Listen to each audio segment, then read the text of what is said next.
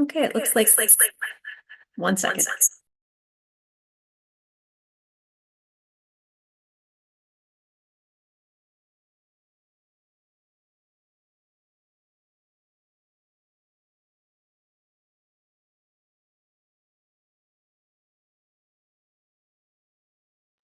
Okay, let's try that. That seems a little bit better. So it looks like folks are starting to trickle in. We're going to start in just a couple of minutes. Once we have all, I think there are 6 of us expected today total, between myself, the 4 folks from 1 in 10, and my colleague Liliana, who will also be joining us today. Um, while we're waiting, I just want to give a quick caveat. Because of a quirk of our Zoom settings, I need to be signed in both from my account and from the Zoom webinar account in order to both run the webinar and also share slides. So I will probably turn my video off once all of us are here so that you don't have to watch me flicking my eyes back and forth every 30 seconds and making people seasick. But I just wanted to give a quick context. And the echo that you just heard was because I forgot to mute the other computer, so my apologies. Um, We'll go ahead and get started in just a couple of minutes. It's right at the 2 o'clock mark now. So we'll take like 5 more minutes and then we'll get started. In the meantime, if anyone has questions or they want to check in about anything, please feel free to reach out in the chat. I should be able to see it because I'm on 2 different machines.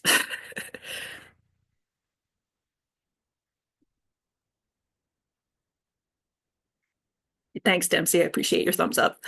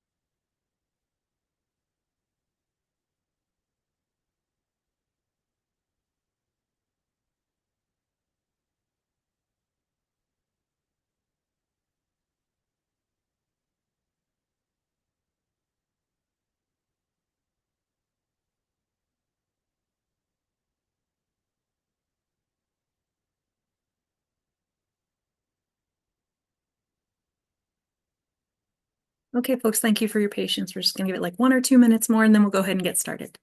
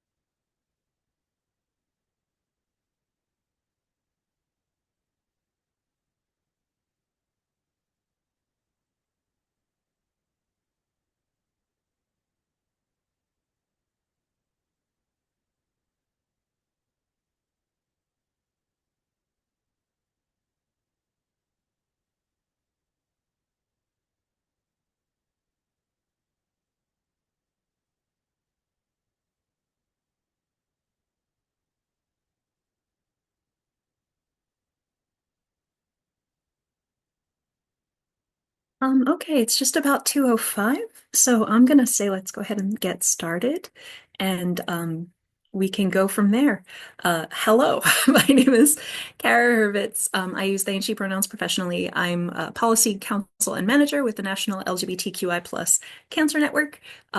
Chatting with you today about the first half of what will be ultimately two different training sessions. Today we're focusing, this is part one, so we're focusing on module one and module two of a four modules structure. So if you end up having questions about three and four, if you happen to have seen the slides already, feel free to ask at the end, but that's not what we're going to be covering today. So just more information about me. I have no disclosures to make. There's nothing particularly exciting about my relationship to this space. But I do want to take a couple of minutes to just chat about learning objectives. So we kind of have two different things we're trying to do here today. One thing I want to do is make sure that you're comfortable and conversant in the subject matter of the first two modules, but I also want to make sure that you're comfortable facilitating those modules. So we're going to spend some time for each of these. We're going to spend a little bit of time after we do some table setting, excuse me. We're going to spend a little bit of time talking about the subject itself, and then we're going to do a model of administering the module, and then we'll talk, do a debrief and talk more about kind of how that went. If you have any questions or there are any things you would like clarity on or to spend more time on. So that's our basic structure. And unsurprisingly, we'll do module one and then we'll do module two. But I want to start by giving just a little bit more information about kind of who we are, what our deal is, and why I'm here talking to you today. So I work, as I mentioned, with the National LGBTQI plus Cancer Network. The Cancer Network does three basic things. We do education, we do advocacy, and we do training. Unsurprisingly, I mostly do the advocacy piece because I am our policy counsel. But I also do a lot of work training and educating for folks. And that is obviously what we're doing today, is doing trainings to get you more comfortable and familiar with the material that you'll eventually be doing trainings on. We're actually, this is still true as of today, we're one of 9 different partner networks that do work around the intersection of cancer and tobacco for LGBTQI plus populations. So there are a handful of different things we have as commonalities. So we do a lot to identify knowledge gaps. Obviously, we want to close those knowledge gaps.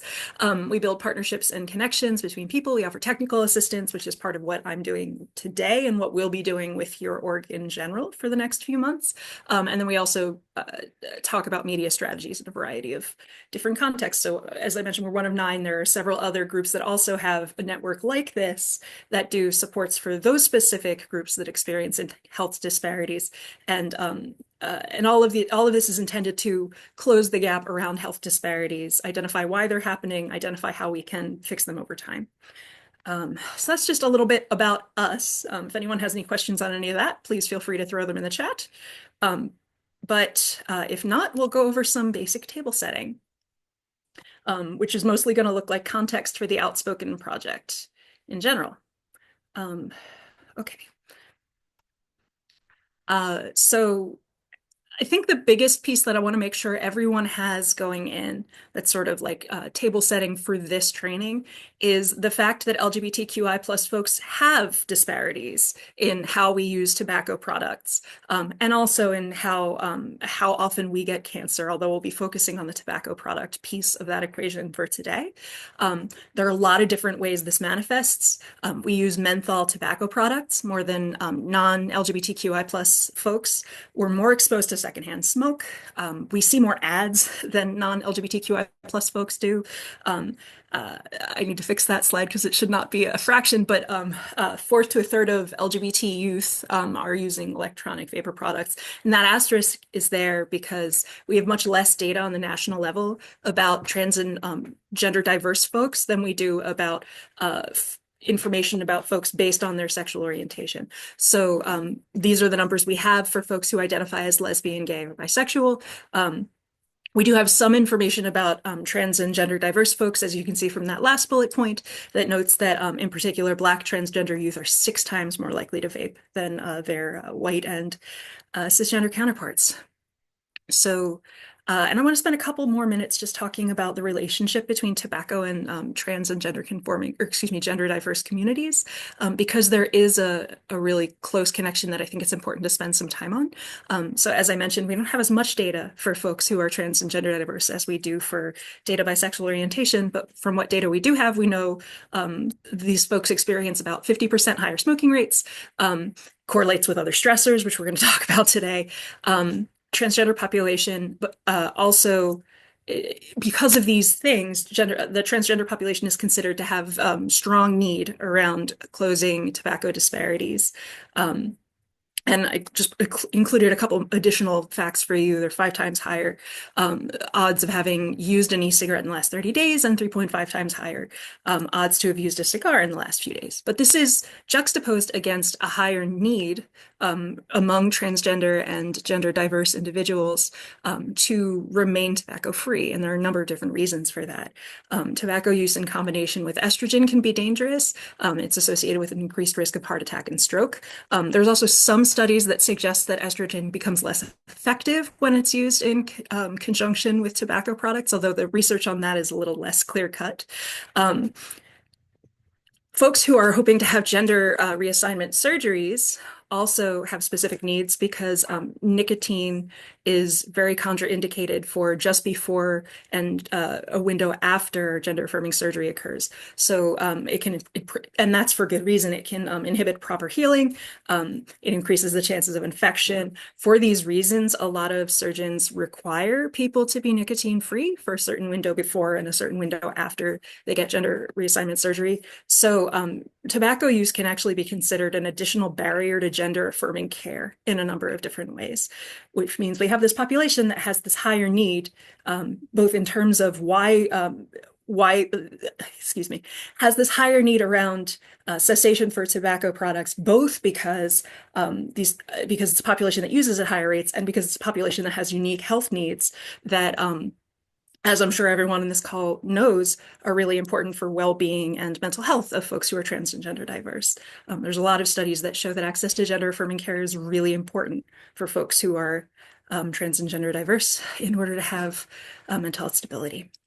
So as you might imagine, given we sort of previewed this on the previous slide a few minutes ago, folks who are at the intersection of multiple of those subgroups, of those 9 subgroups I mentioned a few minutes ago, are even more likely to have needs related to cessation.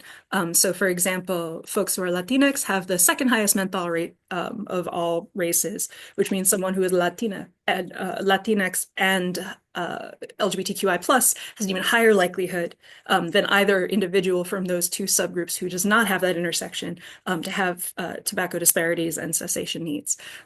Gay Black men face greater smoking related health risks. And just in general, as we're talking today, it's a good thing to know about and to keep in your mind and to be aware of that folks who are at these intersections may have even more robust needs and even more varied experiences than folks who are in one subgroup but not another. So in our case, that would mean folks who are LGBTQI plus, but not necessarily low income, not necessarily in a rural area, not necessarily Latinx, not necessarily Black. There's 9 different groups, so I won't keep going, but it's a thing to be aware of as you're going through these modules with participants. So how does this all relate back to Outspoken? Hopefully it's at least a little bit intuitive, but the Outspoken modules are they're not designed to talk about these discrepancies. They're designed to address how and why we have these discrepancies and to, using that information, talk about next steps for these discrepancies. Because of that, we focus on 4 different main ideas. First one being just mental health in the LGBTQI plus community, what the relationship is between mental health and tobacco use. Then we have 2 modules that talk about the role of the tobacco industry in all of this. So today we're going to talk about the role of marketing that's targeted to LGBTQI plus communities.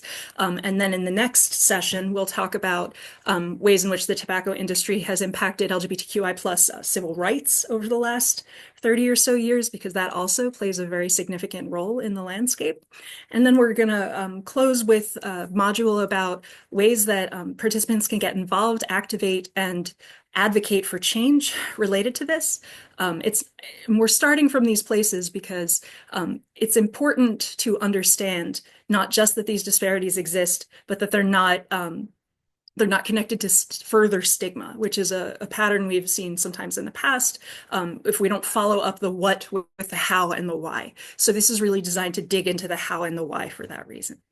Okay, any questions on all of that? I know I just threw a lot of information at you. No? Okay, we will keep going.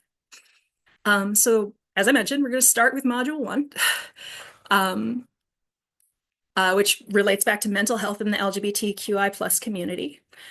So there are a few different things that I want to make sure we're all on the same page about and folks are aware of, and that folks have an opportunity to ask questions about before we launch into modeling the module itself. So the biggest piece that I want to make sure folks are aware of, unsurprisingly, for this module is the fact that mental health is not great in America right now. There's studies that suggest that nearly 60 million Americans experienced some form of mental health distress in 2024. Anxiety and depression are particularly common. That's nationwide, not specific to LGBTQI plus populations. But these trends are particularly stark among LGBTQI plus populations and especially among young LGBTQI plus people who already have a tendency to experience mental health difficulties for a variety of reasons. Those figures, incidentally, and the figures I'm about to relay are from 2024. I think it is very likely, given the last few months we have had, that these numbers are actually a little low for this moment in time because people have experienced so much additional distress, especially trans and gender diverse people have experienced so much additional distress that's created by our current moment in time with a federal government that doesn't acknowledge the existence of trans people. So I just want to make sure we're aware of that as we look at these statistics. We don't have clear statistics yet for most of 2025, but it's not painting a rosy picture from what we do know. So these statistics are from the Trevor Project's survey of youth survey in 2024. Again, from last year, but still very striking and concerning against that backdrop. So the folks who were completing this survey found that 39% of LGBTQI plus youth in general and 46% of trans and non-binary youth, so almost 50% of trans and non-binary youth, have contemplated suicide in the past year. I'm guessing folks probably already know this, but that number is much higher than the national average, both in general and for that age group. Relatedly, the Trevor Project found that more than 1 in 10 LGBTQI plus youth actually attempted suicide in 2024. So obviously these numbers are very concerning. We have a crisis in general, and LGBTQI plus youth especially have a mental health crisis right now. 50% of folks who are surveyed reported that they wanted mental health services, but they weren't able to access them. So not only do we have this population that has a more exacerbated need, they're not able to get that need met for a variety of different reasons and in a variety of different ways. And again, I think it's likely this number is worse now, probably, than it was when this was completed because of the ways in which access to gender-affirming care has changed over the last few months for folks in many places. And lastly, I just want to make sure folks know, even in 2024, before everything that has happened this year, 90% of the folks who are surveyed said their mental health has gotten worse over the last year because of reason politics.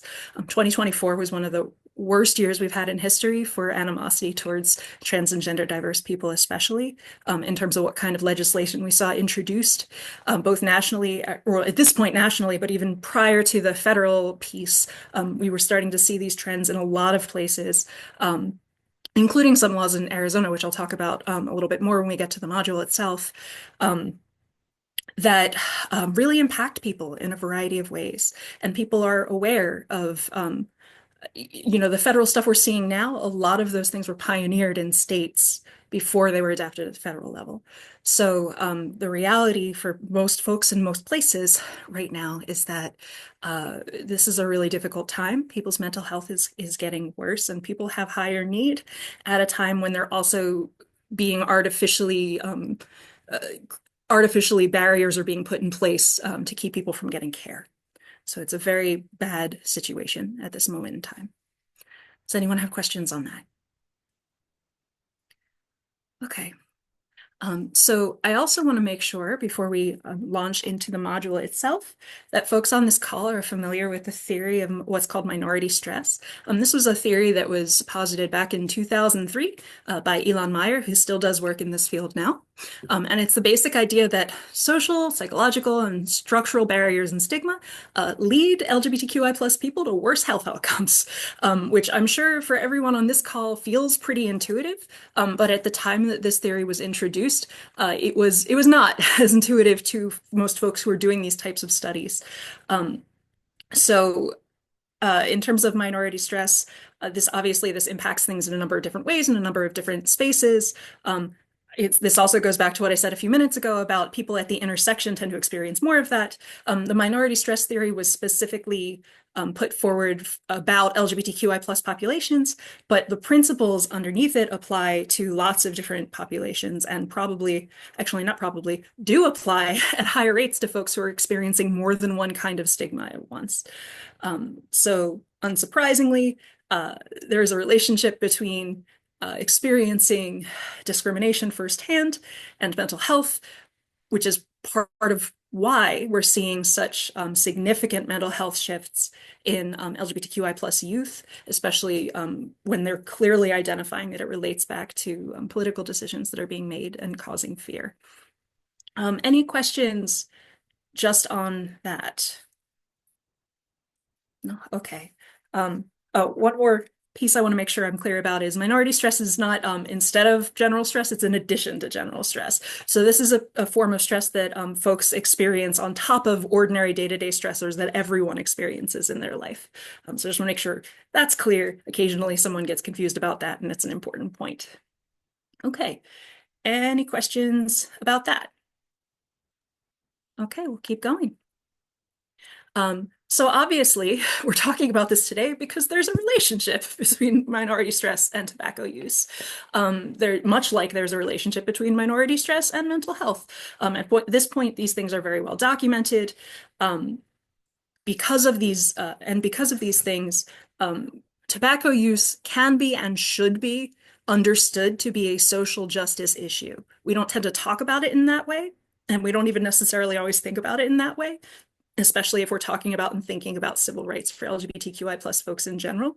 But this is a health issue that's created in large part by targeted discrimination by targeted predation and by stigma and discrimination. So it really should be understood to be related back to social justice, much like other issues we're dealing with right now relate back to social justice.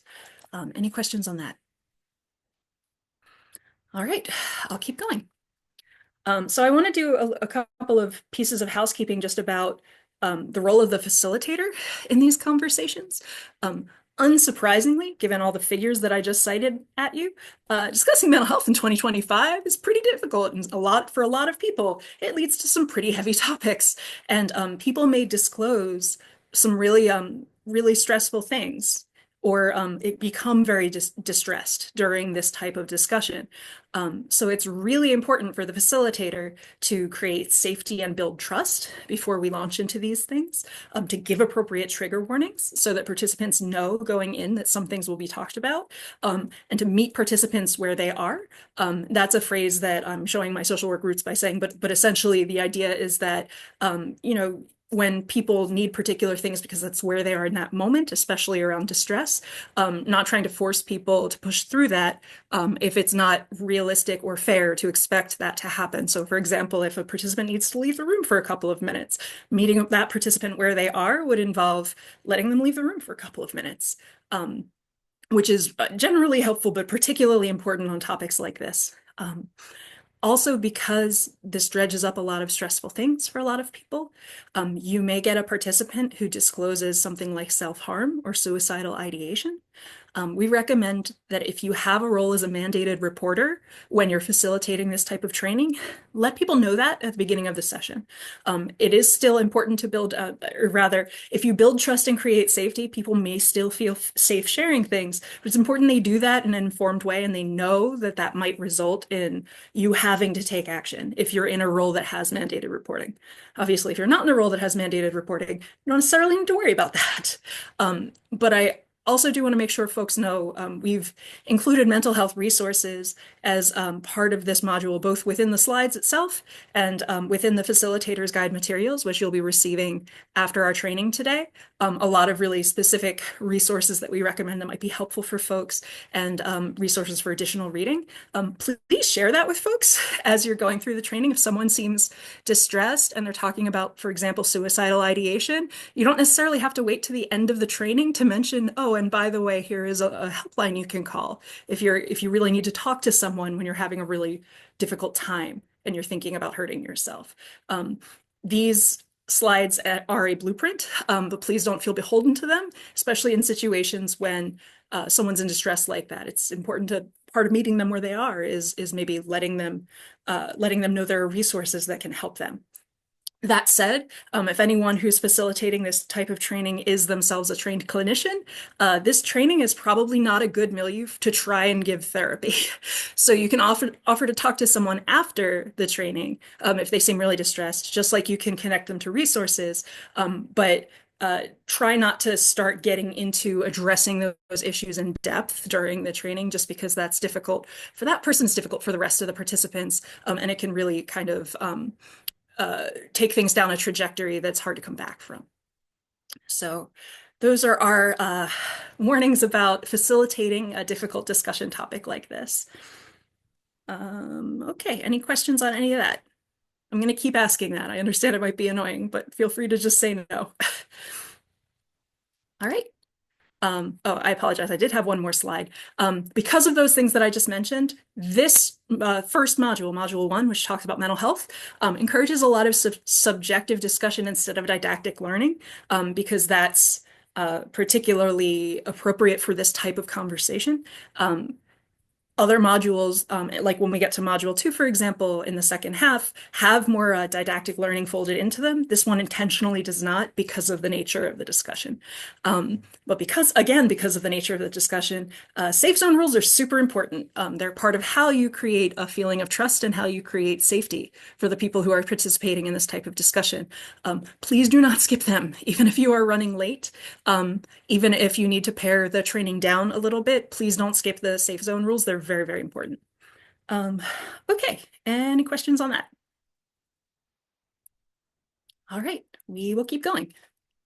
So with all of that being said and all that groundwork in place, what we're going to do now is we're going to do a little role play, by which I mean I'm going to ask all 4 of you to take on the role of a participant in this type of facilitated discussion. I ask that you think in terms of what the perspective would be of someone who's going through this training on the participant side. Don't necessarily feel free to ask questions, engage in discussion. Don't necessarily approach it like you have all of the knowledge you personally would have in this moment as an adult who is planning to lead this type of training. But also please don't plan to like be the most obtuse adolescent in the universe for the purposes of this exercise.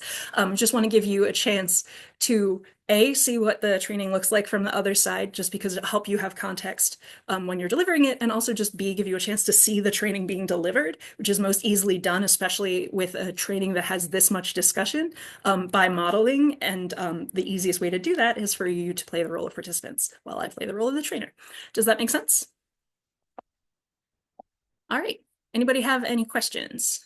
I'm going to take a quick look. I do see one in the chat. Okay. All right. Nope, just people saying sounds good. Excellent. Okay, so we're going to go ahead and switch to roleplay mode. And I am now Kara Hurvitz, the trainer for Module 1 of the OUTSpoken project. All right, so here we are, starting Module 1 for OUTSpoken. Hi, my name is Kara Hurvitz. I am a policy manager policy counsel and manager for the National LGBTQI plus Cancer Network. I use she and they pronouns professionally. I've been working in this field for about 15 years now. I myself am a queer individual, and some fun facts about me. I am a Taurus slash Aries cusp, so I act a lot like both of those signs. And fun fact about me, I love swords. I have studied many different types. I teach small sword, saber, and rapier to folks in my spare time at a local school called Boston Academy d'Arms. And that's a little bit about me. So now, having done that, we're going to go ahead and talk a little bit more about you and talk a little bit about what we're doing today. So for today's plan, we're going to start out with introductions. You just heard a little bit about me and who I am, but I want to get to know who y'all are too. So we're going to do a quick round of introductions. And after those introductions, we'll decide on some rules to make sure this stays a safe space for everyone. So we're just going to do this popcorn style. I will pick a first person to give us your name, your pronouns. If you want to share a little bit more info about yourself, fun fact, your zodiac, please feel free to throw in anything you think the group might find interesting. And we'll go ahead and start with Elliot.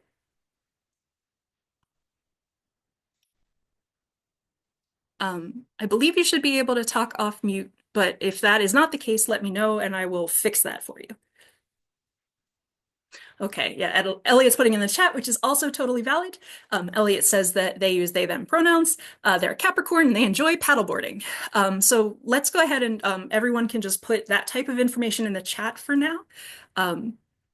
And long term, I will make sure that these webinars grant the participants ability to speak so that you can do that. But for today, let's just use the chat and my apologies. Obviously, if this training is done in person, you don't run into this specific technical issue and folks can just kind of go around the room. Can you hear me right now? I can. Oh, it worked. Okay, I just saw a little pop-up saying if you wanted to unmute. So I just clicked that.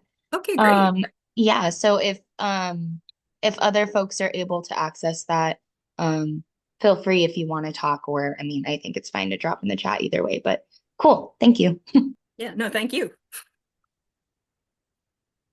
Dempsey says in the chat that they use they and she pronouns and they have a preference for they. They also mentioned they want to learn how to make paper, which is awesome. I actually did learn that at one point in time. It's way more involved than I thought it was, but it's very, very cool. And Alex says he uses he, him pronouns. He's a Scorpio and he enjoys traveling and soccer. So I think we've heard from 3 out of 4 folks at this point. Yeah, and Kai just chimed in to round it out. Kai says he uses he and him pronouns. He's a Virgo and he loves animals and drag, which is awesome. Okay, and Liliana, if you want to go ahead and introduce yourself as well, please feel free. Hi, my name is Liliana. I am the Senior Project Associate at the National LGBTQI plus Cancer Network. And fun fact about me is I love D&D and Pokemon, and I'm sure that will resonate very much with the youths. Yeah. Thank you, folks. I really appreciate you taking a couple of minutes to tell me a little bit more about yourself. We're going to be talking together a lot today, both in the first hour and a half when we're talking about mental health, and then in the second hour and a half we're doing the second part of our training. So it's good to get to know who's in the room. So all of that being said, having done the introductions, we're going to go through some safe space rules. Once those safe space rules are established, we'll start getting into discussions about mental health, discrimination, and what tobacco has to do with both of those things. And then we'll share some resources for folks if they're helpful or needed for mental health. Does anyone have any questions just about today's plan on this slide? No? Okay, we'll keep going. Okay, so thank you for introducing yourselves. When we created these modules, we wanted to include some rules as ideas, but we're flexible on this. So if there's anything you want to see added to this slide, we'll go ahead and add it to the list and it'll become one of our safe zone rules. But the 4 that we have for you that we kind of preloaded today are the Las Vegas rule, the there are no silly questions rule, the respect others rule, and speak from your own experience rule. Okay, so the Las Vegas rule, what that essentially means is what's said in here stays in here. Don't repeat things you heard here in other spaces and to other people. It's really important that we're able to talk freely. And it's much easier to do that if you know what you said won't be heard by other people outside this room. Especially important when people share personal stories, um, which they might not want others to know, which is super fair. Okay. This rule does have an exception for some of us who are mandated, and that's if someone in the room is a mandated reporter. In my current role, for facilitator, I'm not wearing my social work hat. I don't have a mandate, excuse me, a mandate to report anything you say. So I'm not going to repeat anything I hear today. But if I were in a situation where I did need to repeat it, I would want you to know that going in, so that you could decide whether or not you wanted to share things.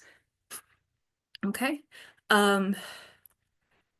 I see Dempsey proposing an additional rule, which is a very good rule. One diva, one mic, which means only one person can be talking at a time. And it looks like also suggesting a make space, take space rule, which is also a good rule we should add, which is if you talk a lot, make space for other people to also talk so that we can hear from multiple voices in the room. And I think those do kind of go in tandem, so I understand why Dempsey shared them both as sort of a set. Liliana, if you have the ability to add that to the slides, please feel free to.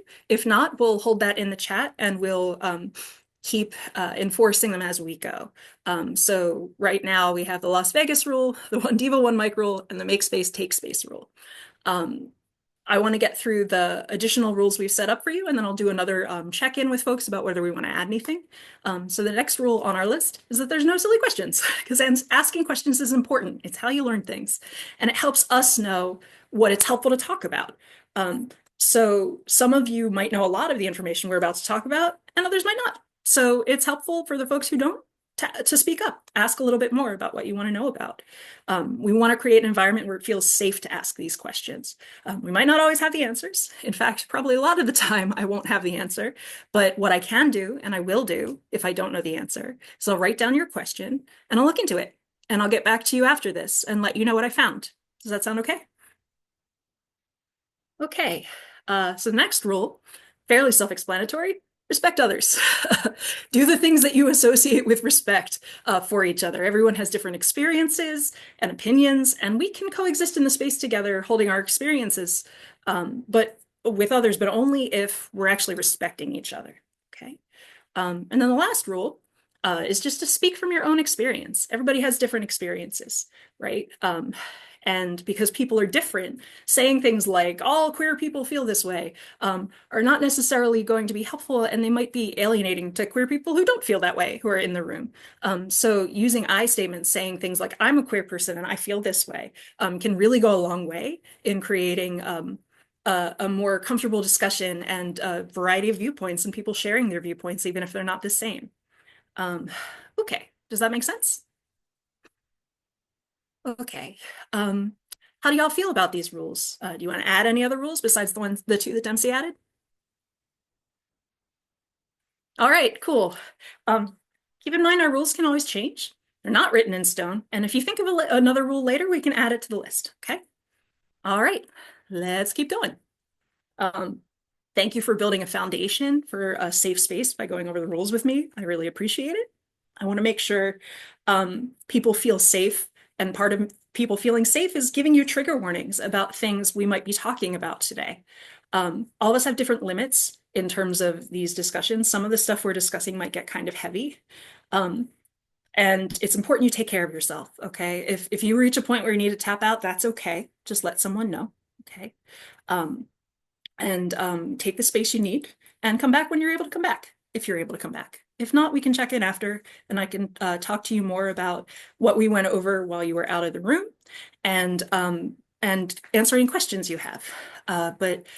So trigger warnings for today, we're definitely talking about mental health. We're going to talk some about suicidality, and we may end up talking about substances other than tobacco products. We will definitely be talking about tobacco products today and how they relate back to mental health.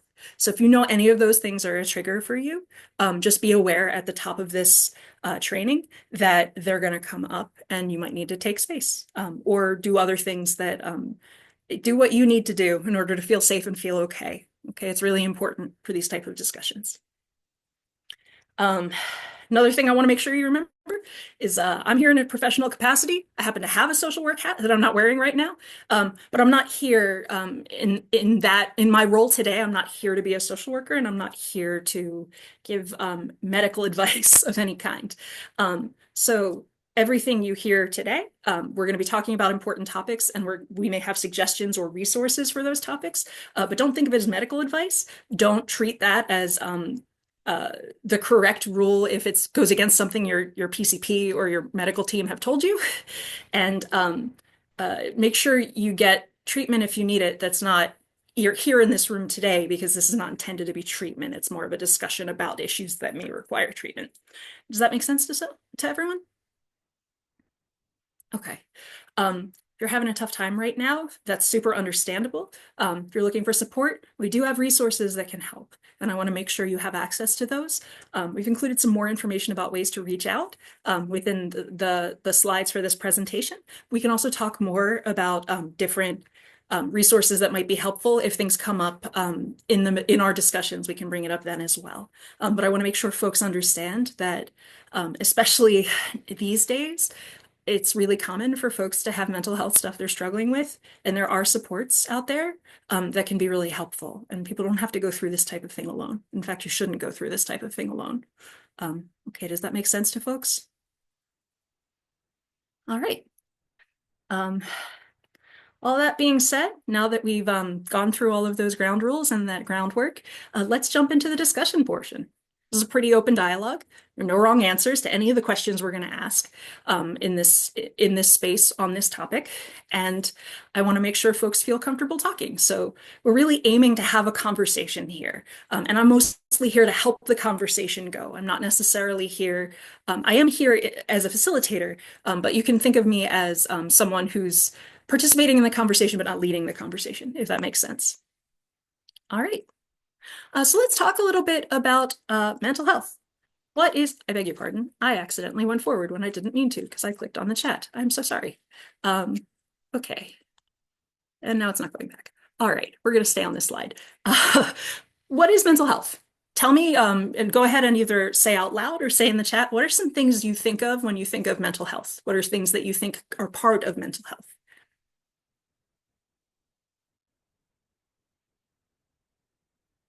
Feelings? Yeah, definitely. Feelings are a big part of mental health.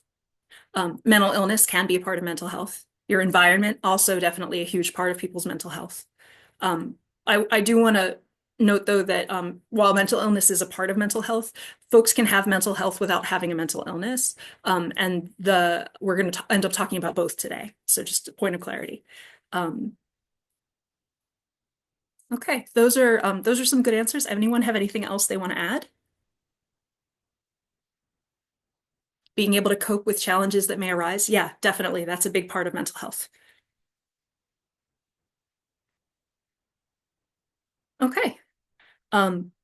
Yeah, mental health. Thank you for those answers. They were really good. Oh, and thought patterns I see was added as I was saying that. Yeah, thought patterns and support systems can definitely both be part of mental health landscape for folks.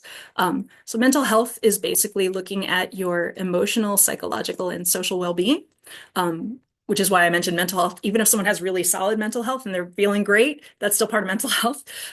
So this touches on what we think, what we feel, and how we act. So there are several different pieces to mental health, and it's both internal and external in terms of how it's expressed and felt and experienced. So all of that being said, with all of that great insight, what are some things that can impact our mental health?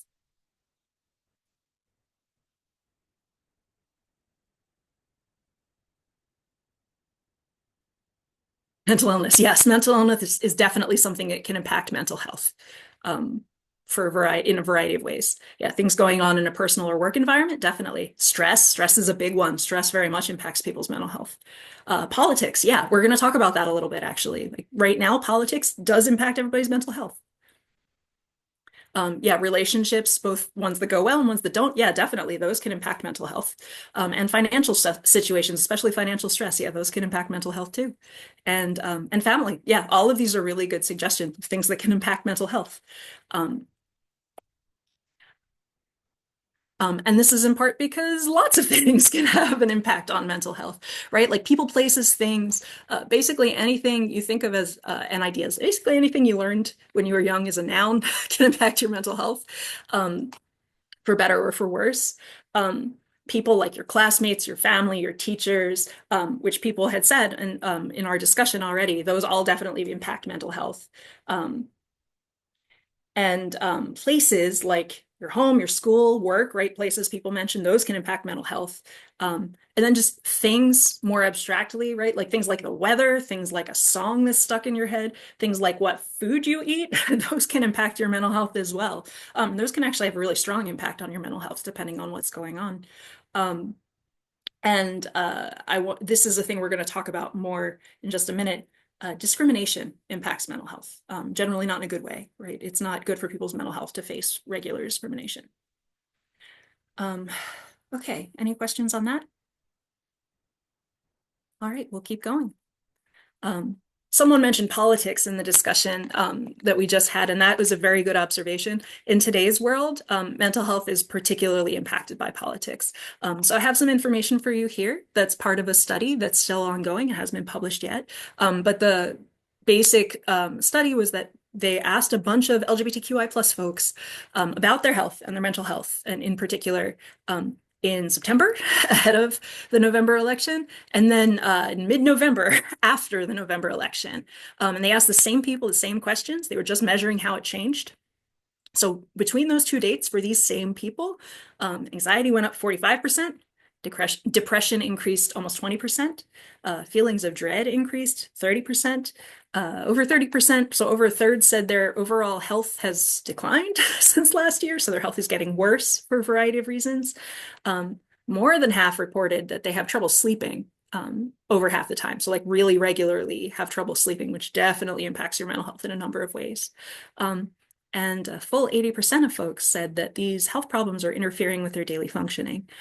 So these are all really concrete examples of how people might experience changes in their mental health that relate back to today's environment.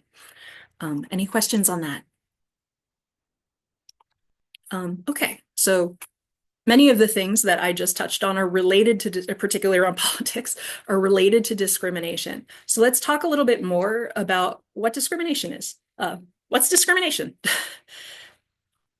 I also see Alexander saying in the chat, I'm surprised the first three bullets aren't higher. Yeah, I suspect if those bullets were measured again now, they would be higher than that, especially because of all the executive orders that just came out and the back and forth happening.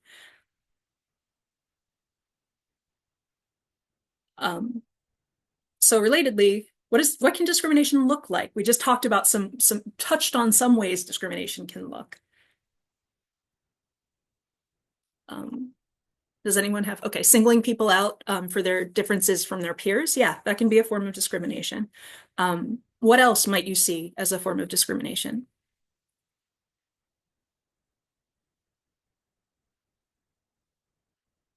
Workplace discrimination. Yeah. People can experience all kinds of different discrimination in the workplace, unfortunately. School policies, yeah, school policies are another one where we're seeing a lot of discrimination right now, especially against trans and gender diverse people. What do these things feel like if we experience discrimination at work, at school, being singled out like that? How does that generally feel to the person experiencing it? Lonely. Yeah, that's a good way to put it. Unsafe. Yeah, it does feel unsafe when you're discriminated against, and fearful. Yeah, all of those things. Absolutely.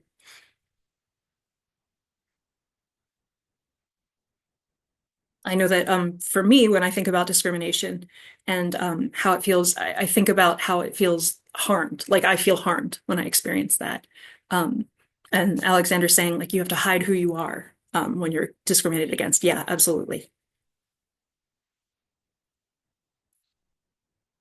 Okay. So the way the Oxford Dictionary defines discrimination is discrimination is the unjust or prejudicial treatment of different categories of people, especially on the grounds of ethnicity, race, sex, gender, or disability.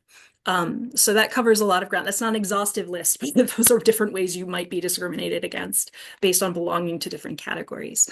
And discrimination can occur at lots of different levels, right? So like if I'm in a situation in school where I'm told, for example, I have to use a particular bathroom, even though that's not the bathroom that I think should apply to me, based on my gender. That's a form of interpersonal discrimination, or rather, if a teacher says that, that's a form of interpersonal discrimination against me on the basis of gender.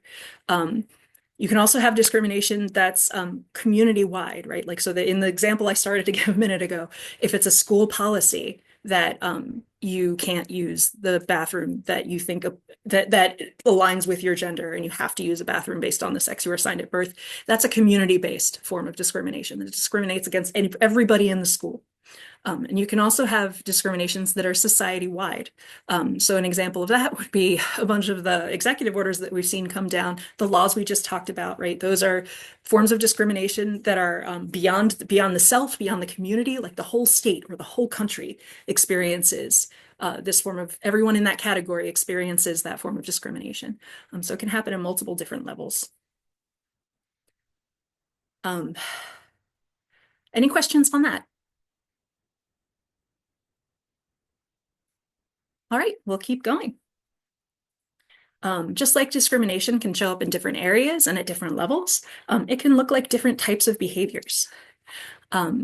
We are seeing a lot of discrimination right now, as I mentioned a minute ago, at the societal level, because of state and federal changes over the past few years. So these impact us in a lot of different spaces. Right? School is one place that impacts us. We talked about that. Work is another one. It's not on here, but we talked about it, so mention it. Things like accessing healthcare, we're seeing a lot of discrimination related to that right now. Sports, right? Like whether or not people can compete in sports as their gender, that's a topic that's very unfortunately very discussed right now. And other spaces as well, right? Like that's not a comprehensive list. These are just some examples of ways in which state and federal spaces can create discriminatory policies. And to bring it home and talk about Arizona specifically, Arizona has introduced 10 new anti-LGBTQI plus bills since 2025 began. And I actually last checked that stat a couple weeks ago, so it might be higher now. Yeah, I agree, Elliot. It sucks. I'm so sorry that we're even having this conversation today, but we're living in an intense time for anti-LGBTQI plus policies, and it means most of us in this room are experiencing more discrimination. But the good news is discrimination can be fought, right? Lots of people have done that lots of ways over time. And we're in a moment where we can potentially push back. And we'll be talking a lot over this series about how we can push back and make things better for LGBTQI plus folks. There are a lot of different groups standing in solidarity right now to provide supports to move the needle on discrimination. We happen to have protests around the country tomorrow that are talking about a number of different things that relate to discrimination. We don't have numbers yet because it hasn't happened yet, but it will probably be hundreds of thousands of people showing up to protest the types of discrimination we're seeing right now. Any questions on that? All right, we'll keep going. So we're going to relate this back to tobacco. We're going to be talking a lot more about how these things relate to tobacco for the rest of today. I want to start by just talking about what tobacco is. What does it mean if something's a tobacco product? Anyone have thoughts or opinions on this?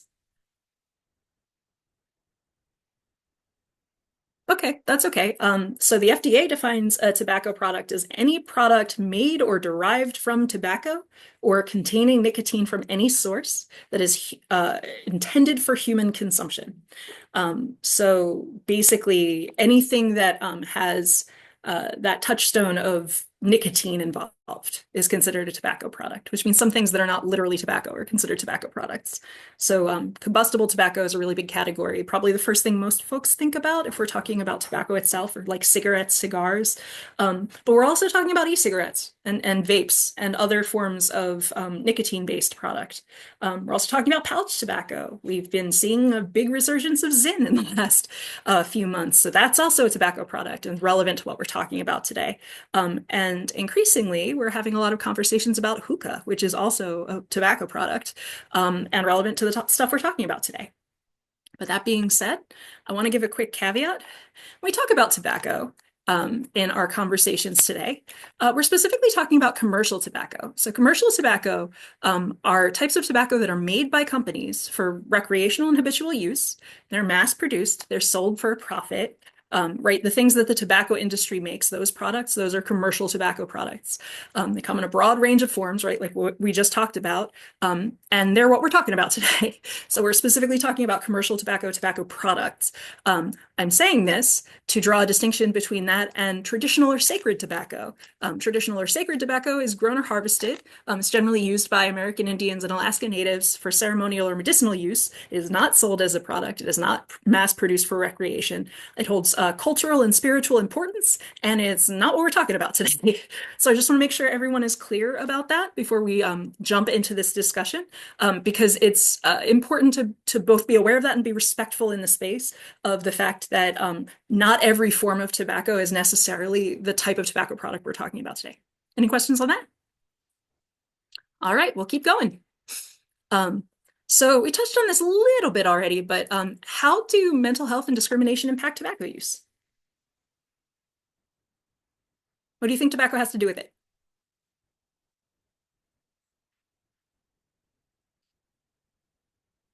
Using it to cope. Yep. Yeah, that is a huge one. A lot of people use smoking to cope. People use tobacco to feel better.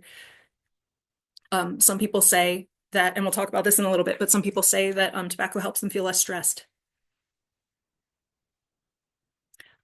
People also might use it to fit in with their peers. Yeah, people can use it for social reasons. How does that relate back to mental health and discrimination? I don't have to put you on the spot. There are a number of different ways that social groups and isolation play a role in mental health. So using tobacco to fit in with peers might be reflective of like anxiety. It might be reflective of people feeling depressed and want to connect to people. But in general, the connection between mental health and discrimination and tobacco use is that mental health needs and discrimination might make people use more tobacco, right? So we sort of touched on this in a number of different ways just now. So I mentioned a few minutes ago, people often use tobacco more when they're stressed. There's this common myth that tobacco actually helps, or nicotine actually helps with stress, reduces stress. So people use tobacco as a coping mechanism really commonly. But that just leads to this cycle where people are using tobacco, then they're experiencing nicotine withdrawal, then they have increased stress because they're experiencing nicotine withdrawal, which is very difficult on your body physiologically and also psychologically. So they have more stress. So then they use tobacco as a coping mechanism. And then they experience withdrawal. And then they have increased stress. So it's this never-ending cycle that people can get caught in. And it can be really harmful to people. So let's talk a little bit more about that, kind of unpack that more, especially because we were talking about how discrimination relates back to tobacco. So there are a lot of studies that talk about tobacco and stress. And there are a lot of different factors that impact tobacco use. Someone grows up in a household that looks down on therapy. They might end up using tobacco as a way to cope because they might be using non-therapeutic ways to cope in general. Mental health can also be very expensive. So sometimes people have difficulty accessing it for financial reasons. And cigarettes might feel cheaper in the long run, or in the short term, excuse me, especially even though they can be quite expensive in the long run. Some studies have found that people who experience more discrimination are more likely to smoke. And all of those things, all of those different pieces I just talked about, as well as when people are of a race or ethnicity that's experiencing heightened discrimination or heightened fear. So like folks who are at risk of deportation, for example, are probably feeling much, much higher fear than normal right now. That impacts stress as well. And all of those things lead to what's called perceived stress, which are thoughts about how you're stressed, which can then compound and make things even more stressed. Yeah, there are ways to maintain a level head during stressful times. Tobacco is one coping mechanism. It's not one we recommend, but there are a lot of other coping mechanisms that are healthier and better long-term for people. So let's talk a little bit about coping mechanisms. What are some ways that you've learned to cope with stress? I can start. I like taking a walk during my lunch break. Yeah, and I see Elliot saying physical activity at the same time. Yeah, running or physical activity is a great one. See Kai saying the gym. Elliot says music. Yeah, music is a good one as well. Sometimes I read to cope with stress or like watch media, yeah, hanging out with friends, getting more sleep. Yep, sleep can be really, really helpful for people who are stressed out. Um, actually, like food, sleep, getting enough rest, staying healthy, those things all have an impact on stress. I see Elliot is saying yoga or meditation, which also goes back to the being healthy. Um, so yeah, all of those things are coping mechanisms, right? And those are great coping mechanisms that we just talked about. People kind of touched on a lot of the ones on these slides, right? We talked about music. We talked about physical, I think someone said gym, which is not quite gymnastics, but it's similar in a lot of ways. And then you can see this lion dozing and someone making dinner. All of those things are coping mechanisms that we can use to rebuild peace, to sort things, to deal with things. Let's talk a little bit more about those coping mechanisms. Was it easy or hard to discover a coping mechanism that worked for you? I know for me, it took some trial and error. Some things were easier than others. Okay. No, that's fair. Yeah, same trial and error. Yeah, it can be a process, but a process that can be really helpful. Yeah, it's difficult and it feels like a habit that needs to be built. Yeah, definitely, especially for stuff like going to the gym, right? Like building that habit can be its own challenge, but very, very worth it. Any questions just on that? All right, so I want to close today by talking to you more about resources that are important to know, especially if you're struggling or having mental health issues. So the Trevor Project has a text program that you can use to talk to someone if you're having a rough time. So you just text START to that number 678-678. They also have phone and chat services. So if you feel more comfortable like chatting in real time on a computer, that can be helpful as well. I listed GLISTEN, which is an organization that does work around supports for LGBTQI plus folks in schools. They do a lot of work around organizing GSAs and other forms of advocacy. There's also a group called the National Alliance on Mental Illness, which is for folks who are experiencing mental health distress and also their family members to provide like a network and supports for people, help them know they're not going through all of this alone. I also included the Trans Lifeline, which is a helpline that exists and has existed for about 10 years to support folks who are trans or gender diverse and going through some stuff, like gives them someone to talk to who they know will be mindful of and informed about common trans and gender diverse considerations right now. And then there's also the LGBT National Health Center has a youth talk line. So you can also call that. I've included links to all these places and please feel free to use them. And please feel free to reach out to me if you have any questions. Really want to make sure you know that if you're struggling with stuff right now, you're not alone and you don't have to do it alone. Okay, there are people who can help you. And it's really, really important that we have solidarity and are able to help each other right now. Okay. Anybody have any questions about the things we talked about today?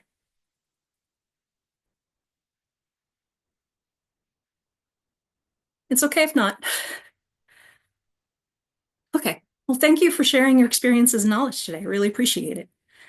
We'll be continuing the conversation in a little bit with Module 2, and we'll be talking about the history of tobacco marketing to LGBTQI plus communities. So I will talk to you again real soon. Ta-da! That's the end of Module 1. Okay, let's debrief on that. Did you have any thoughts or questions that came up while we were doing this module? Dempsey says, I could see our Yak youth being interested in this too. That's awesome. Yeah, definitely. We can talk more about that. It's kind of hard to hear this. Yeah, I can understand that. I can definitely understand that.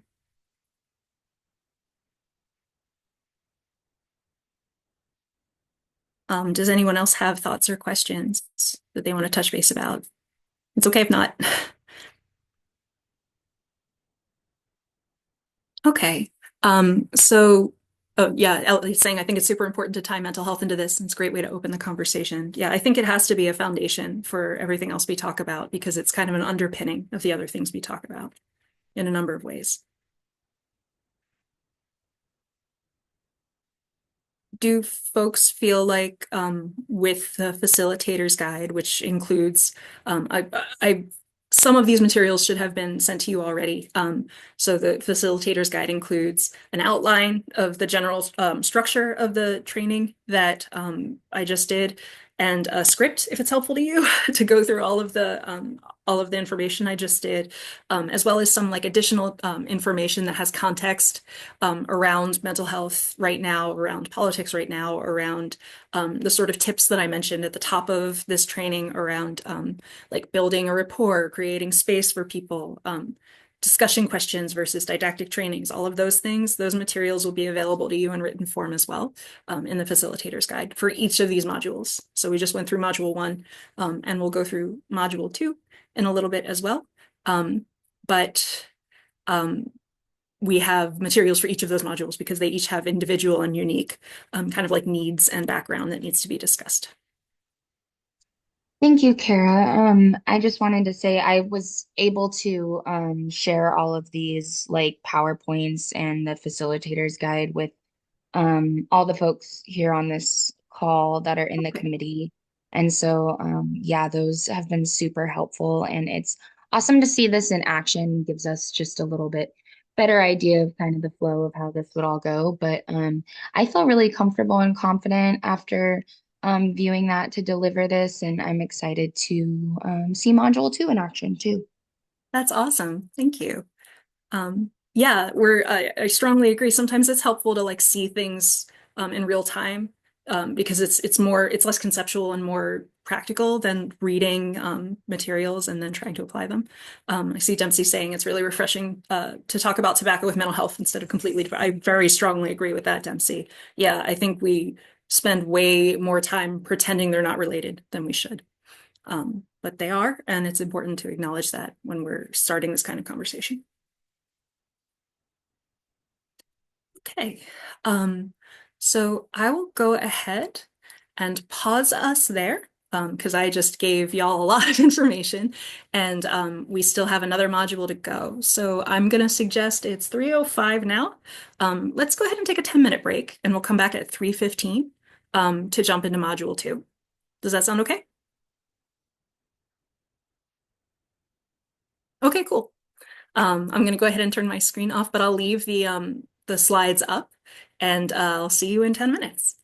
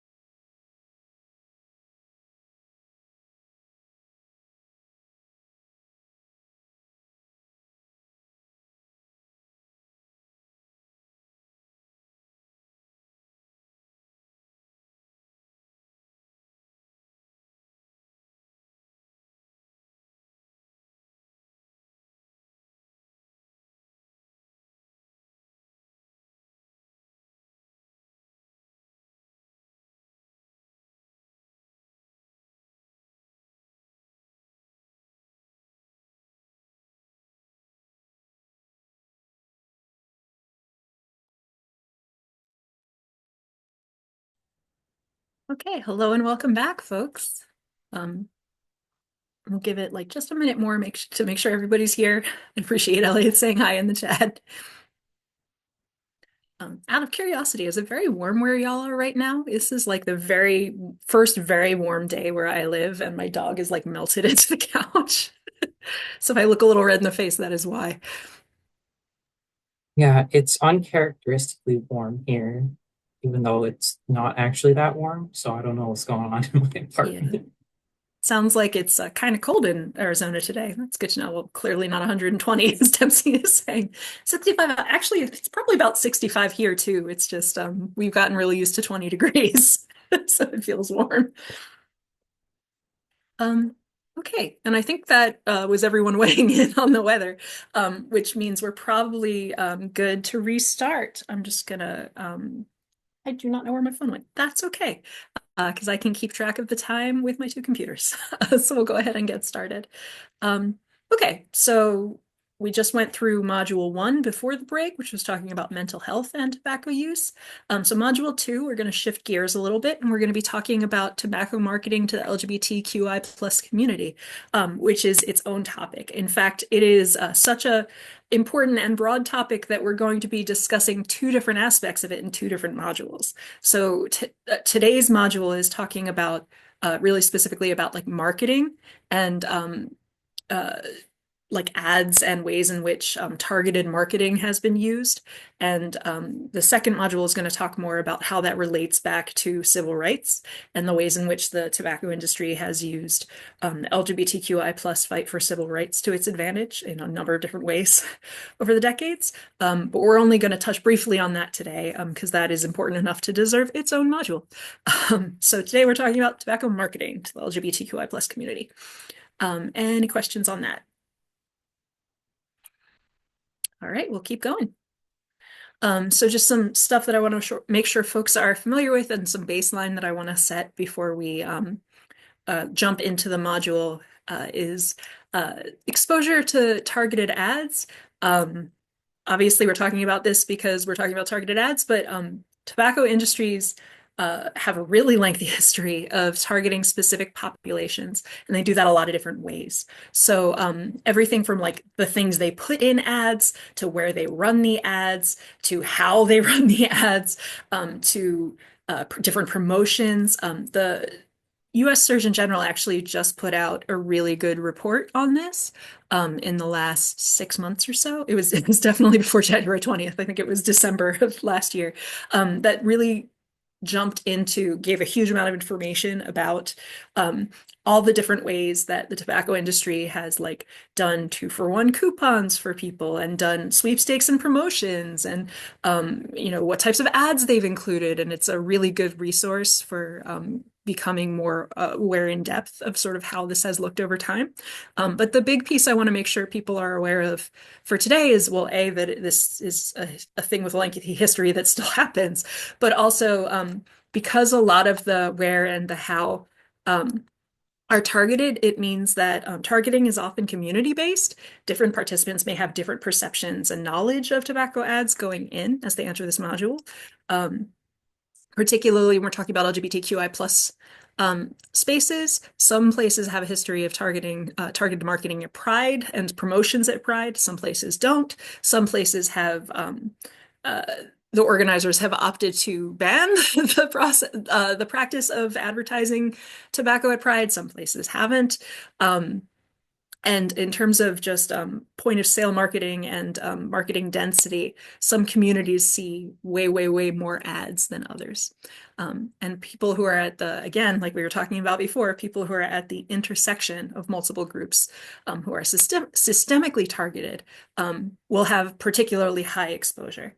And some of this exposure is obvious, right? Like when you see an ad on, nearby in your like local convenience store that's talking about selling a product, that's clear. It's like, and it like includes a drag queen, that's clear that it's targeting to LGBTQI plus people. But particularly some of the promotions that are done, it may not even be obvious that's what someone's looking at.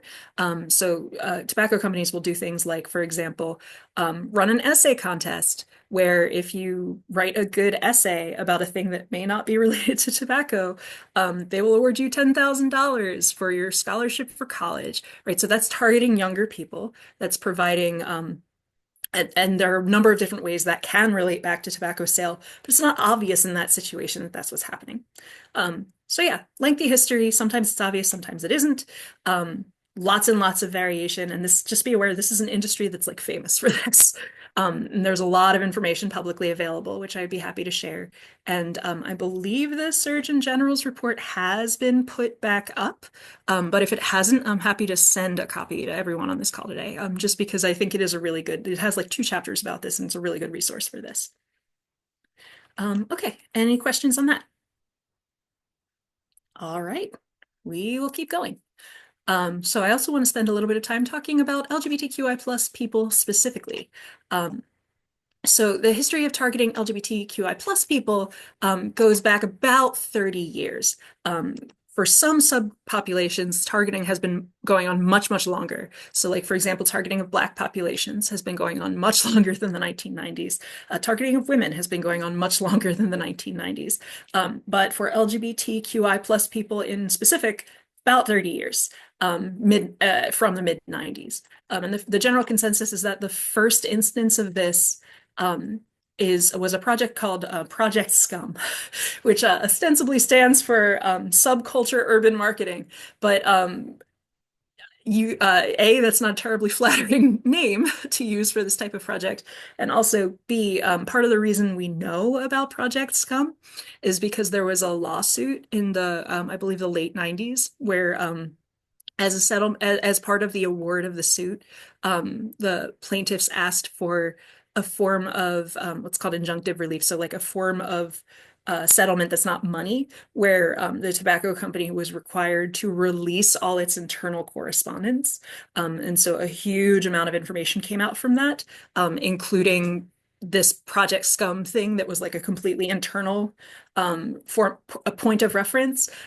There were some extremely unflattering things said about the demographics that were being targeted and being advertised to as part of those materials as well. But because of that, we know there was this campaign called Project Scum, which targeted gay men in San Francisco in the mid 90s. Through a variety of different techniques, some of which were in tandem with folks in the LGBTQI plus community who were providing assistance to the tobacco industry to broaden their footprint and help them get inroads, which unfortunately were pretty successful. We see a lot of campaigns since that time, and it's still ongoing today. We're going to talk about some fairly recent examples of this type of targeted marketing. For better or for worse, LGBTQI plus people are a demographic that is recognized as potentially lucrative for tobacco companies, and we are targeted at this point quite a lot. Any questions on that?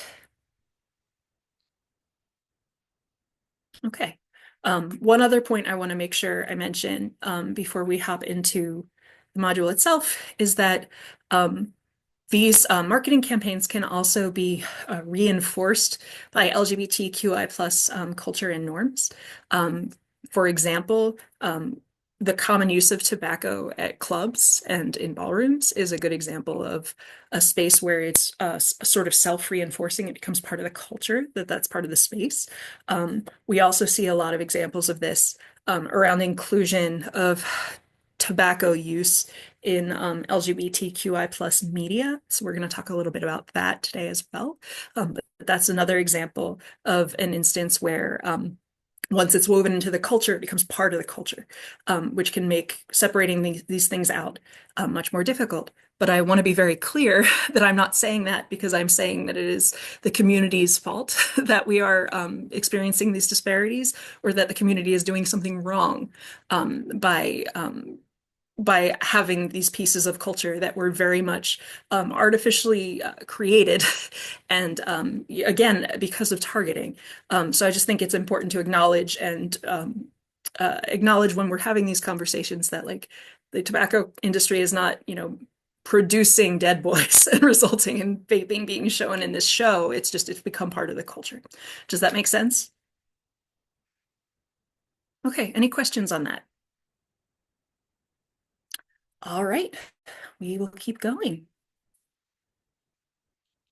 So because the material for this module is a little bit more sort of factual in nature and a little less subjective than the discussion about mental health, um, starting with this module, we are introducing polling questions. So it's another form of engaging with folks who are participating as a form of discussion, or rather, form of engagement, excuse me. That's a little different from discussion questions. These are questions, we generally have them set up as multiple choice questions in these materials that are factual questions that have like a correct answer.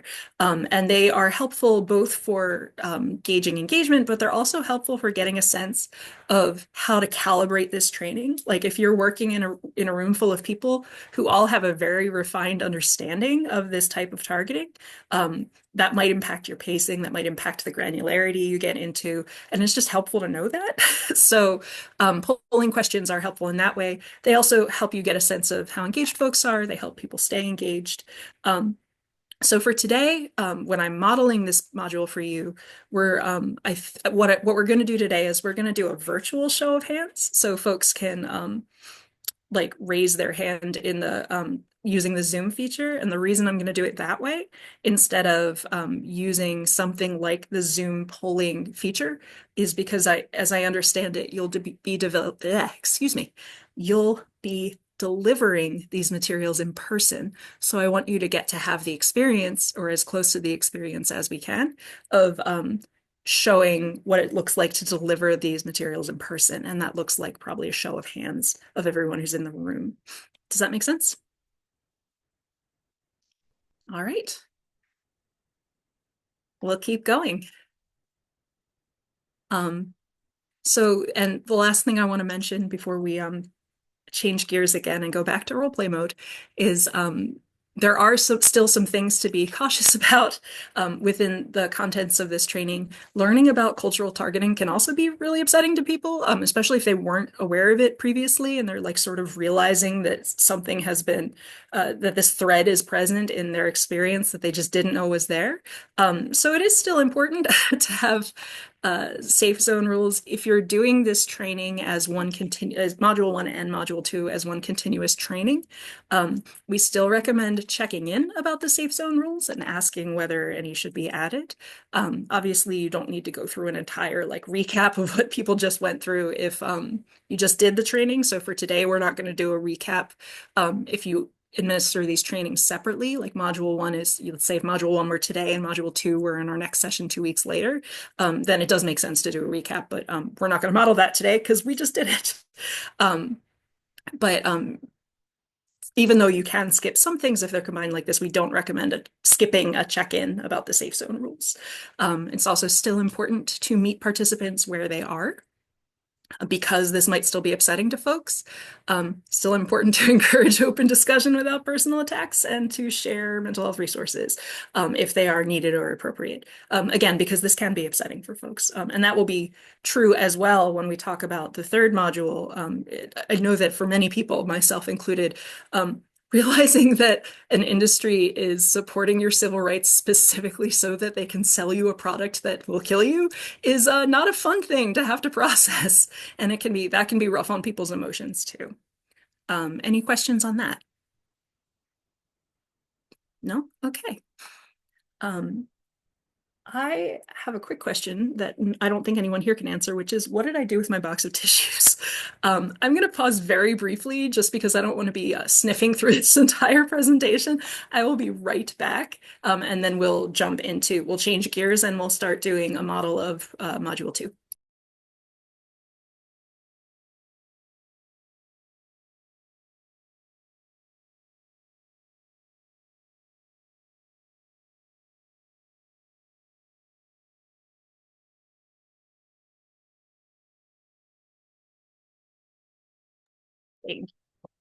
In case anyone was curious, the answer turned to be that it had fallen behind my computer. So we're all set now. We'll keep going. And yeah, having laid all that groundwork, we're going to shift gears again, go back to walking in your participants' shoes, and I will model module 2 for you. And then we will, just like we did before, we'll reconnect after to do a debrief and talk more about the module. And that will also be a good opportunity to talk more about these trainings in general, to talk about the Outspoken program in general, and to connect about any odds and ends people want to connect about more broadly relating to these trainings. But we're going to start by modeling module 2. Any questions on that? All right, we'll keep going.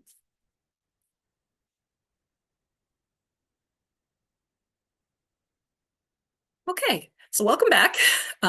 We're now going to jump to module 2 in the Outspoken series, which is about tobacco marketing to the LGBTQI plus community, which is related to what we talked about and builds on what we talked about in module 1, but is its own separate topic. Before we, excuse me, my apologies, I forgot to say this in the previous module. I'm guessing this discussion will be about 45 minutes. We'll talk about, excuse me, after our discussion. I'm sorry, it's very warm in here. It's starting to get a little melty. But sorry, so it's about 45 minutes. We'll have a lot of discussion within this training as well. And after our discussion, I'll share some ways that you can bring awareness about the topic. So before we do that, let's start by talking about the safe zone rules that we had previously set up. Oh, my apologies. Before we do that, I'm going to forecast the plan for you today, which is to talk about tobacco marketing, LGBTQI plus media, and LGBTQI plus tobacco ads. And we're still going to have a fair amount of discussion, as well as some more information, just giving more context and info about these things. And we'll also start some story sharing at the end of this training.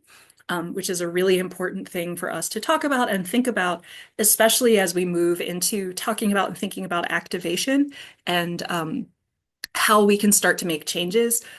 Narrative storytelling is a very powerful tool in the toolkit for that. So we're going to start talking about that today. Okay. So all that being said, now we get back to creating a safe zone. So in addition to these 4 rules that we had that were sort of preloaded, we also had the rule about take space, make space, and we had the rule about one diva, one mic. Are there any other any other rules that folks would like to add to today's rules to create a safe zone? Is there anything that you felt like was missing from the previous training, or just you would like to see moving forward?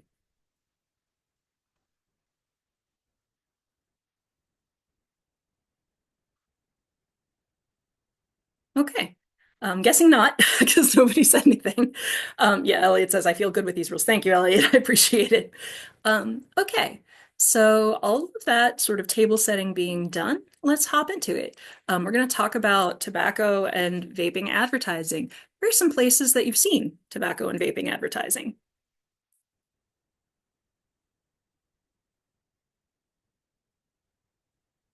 Social media, TV, gas stations. Yeah, all of those are places where you might see advertising for sure. In relation to making it easier to quit.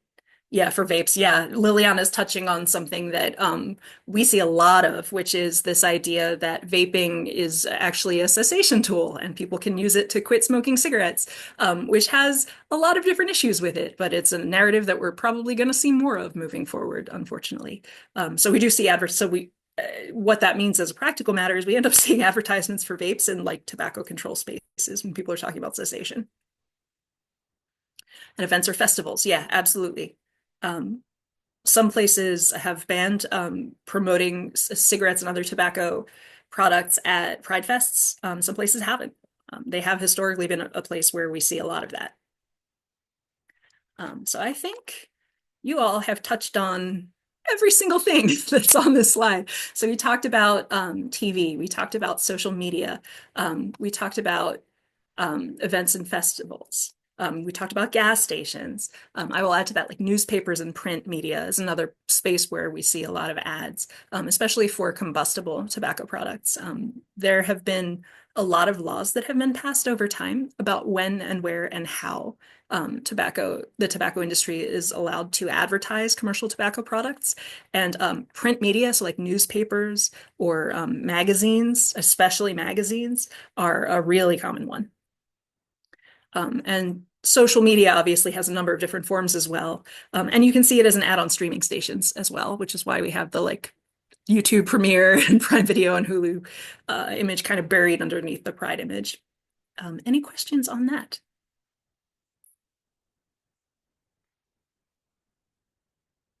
Okay. So you all came up with absolutely correct reasons that or excuse me, absolutely correct places where you might see these things advertised. Um, that being said, why do we see these ads in all those places? Why do you think the tobacco industry wanted to market to LGBTQI plus communities?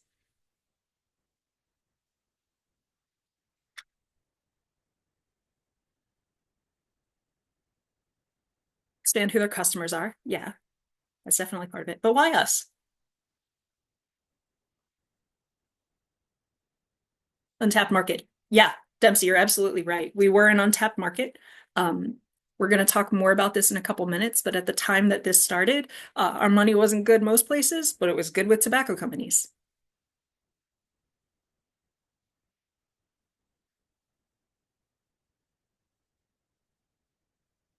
Yeah, to harm our community. Yes, that actually is one of the reasons that we are being targeted. And we'll talk a little bit more about that today as well. But we're especially going to talk about that when we get to module 3. Some of the motivation was actually specifically to harm us.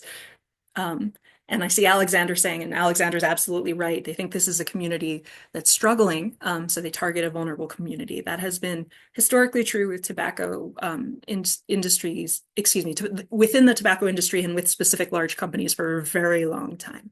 Yeah, that is absolutely right. So the biggest piece which we touched on in a number of ways, is money, right? Like we will talk a little bit about that harm piece because it is also important, but we were an untapped market. We were a market that potentially had a lot of access to funds. We weren't able to, we were being discriminated against. Our money wasn't good a lot of places, but it was good with tobacco companies. So we saw a lot of targeting that relate back to that in some way. And this has been happening since the 90s. Many people in the LGBTQI plus community, especially the gay community, where this was started in San Francisco. Folks had like a lot of influence. Folks were influencers within their space, within the LGBTQI plus space. And many queer people in the area were like, they didn't have children, but they were working. So they had access to disposable income. And we were just a market that hadn't really been tapped, right? So we first saw this we're going to talk about a minute where we first saw this. My apologies. But before we get there, I just want to ask, how much money do you think the LGBTQI plus communities spent on commercial tobacco products in the past? Excuse me, how much do you think we spend on tobacco products according to a study from 2020? I'm going to give you 4 options. Do you think it is $23.5 million? 500 million dollars, $2.26 billion, or $20 billion. So we're just going to do a show of hands here, which by selecting the raise your hand feature on Zoom, how many people think A, it was $23.5 million? How many people think it was B, $500 million? Okay, I see Dempsey raising a hand. How many people think it was C, $2.6 billion? I see a couple people raising their hands. I see Kai and Liliana raising their hands. How many people think it was D, $20 billion? I see Alexander raising a hand. Well, the good news is it's not $20 billion. The bad news is it is in the billions. The $2.6 billion number is correct. So that is a lot of money. Yeah, that's what you're saying. I'm glad I was wrong. I'm also glad you were wrong, Alexander. But that number is not a good number, right? We spend a lot of money on commercial tobacco products. And that's a fairly recent study, right? It's from 5 years ago. Okay. So clearly the targeted ads, they're doing something for the tobacco companies if we're spending that much money on these products. So now we're going to get into what I started to talk about a few minutes ago, which is kind of how we got here and the origins. And this goes back to a conversation we started to have about like causing harm to the community. Before the 1990s, we didn't really see this targeting. Part of that's because being queer wasn't widely accepted yet. We didn't have the numbers, certainly not the numbers we have now, where recent polling says that for people under the age of 18, like 1 in 5 people identify as LGBTQI plus. That was not true in 1990 when this picture was taken. In the 80s and 90s, and part of how we got here was in the 80s and 90s, tobacco companies were giving a lot of money to anti-LGBTQI plus politicians, which is why you see this photo, which was taken in 1990. The sign that this person is holding says Philip Morris keeps Helms in office. So they're talking about Jesse Helms, who is a very conservative politician of the time, who had a lot to say about LGBTQI plus people. This was kind of a heyday of overt discrimination. We are unfortunately living through a different heyday right now, but this was a previous one. ACT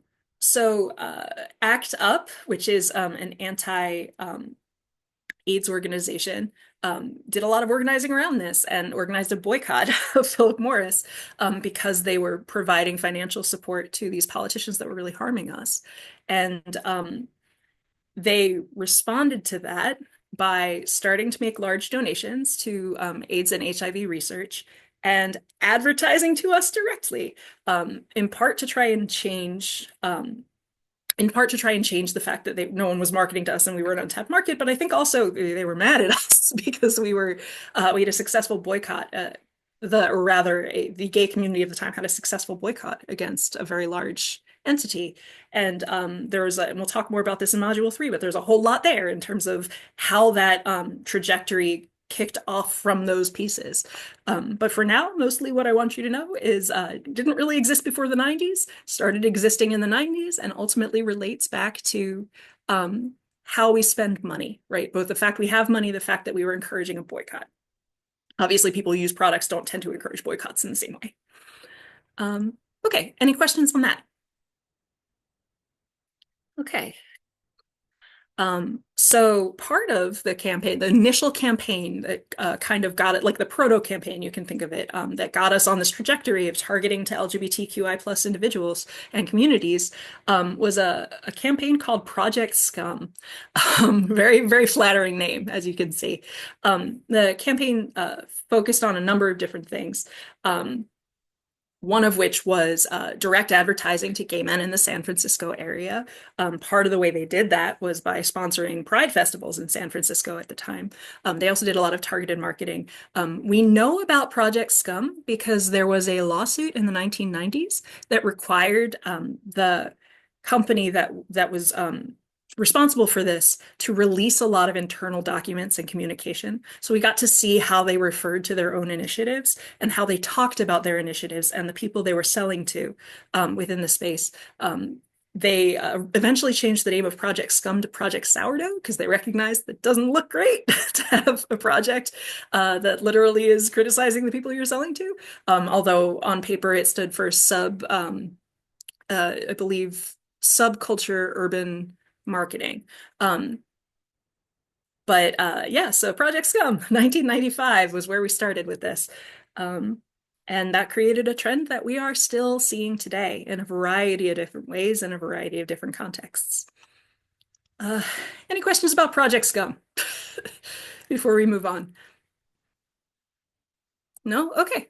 We're going to pivot to talking about examples of smoking and vaping in LGBTQI plus media, because we do see a lot of that, and that relates back to this relationship between LGBTQI plus community, LGBTQI plus culture, and tobacco products. So what are some examples? Go ahead and just throw some out. What are some examples of smoking or vaping in LGBTQI plus media?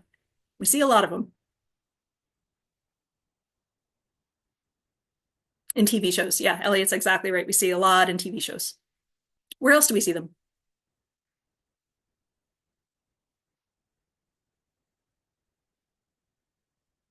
I'll give you a hint. I mentioned streaming services. Yeah, commercials is another place. But what else do we watch on streaming services? Famous gay movies. Yeah, Liliana is exactly right. Smoking and tobacco products show up in gay movies a lot. Anything else? Okay, so basically, it would be easier to mention the forms of media they don't show up in because they show up in a lot of different forms of media in a lot of different ways within LGBTQI plus media. Um, so I have an example here, Dead Boy Detectives. This was a show that ran for one season in 2025, or excuse me, 2024 on Netflix, so streaming service. They had a character in it who frequently vapes as part of, just part of the fabric of the show. There was just a character shown vaping all over the place. Um, Similarly, we look at Pose, which is an older example. It focuses on the ballroom community, and it's a show that was on FX. I don't believe it's still running now. The show Euphoria, yeah, Alexander's mentioning another good example, right? That talk about, or excuse me, that portray lots of people who are smoking. Um, if television's not your thing, you want to talk about reading, there's lots of YA books that talk about smoking or vaping within the space. So the example I have here is a book called Loveless by Alice Oseman, which touches on this. And then we also have Ophelia After All, which is another YA book that touches on these issues. So it shows up in books, shows up in television, and I mentioned it shows up in movies. So I'm going to ask you another question by show of hands. What percentage of LGBTQI plus movies do you think show tobacco or nicotine use? So your four options here are 10%, 30%, 50%, and 90%. By show of hands, how many people think it's 10%? Absolutely no hands. That is extremely fair. That is not the correct answer. How many people think it's 30%?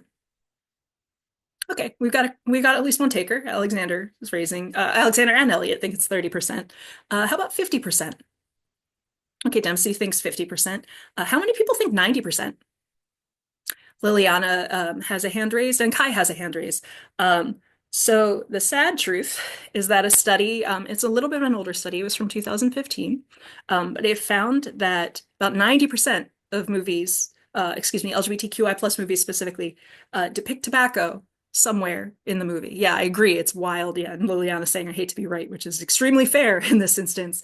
The study also found that on average, when you watch one of these movies, you see a depiction of tobacco use for like once for every 15 minutes or so of runtime. So not only are they showing up in movies a lot, it shows up repeatedly in movies a lot.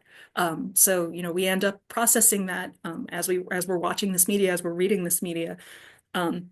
It's just kind of there, right? It's part of the fabric of our media, our art, and that has an impact over time. Does anyone have any questions about that?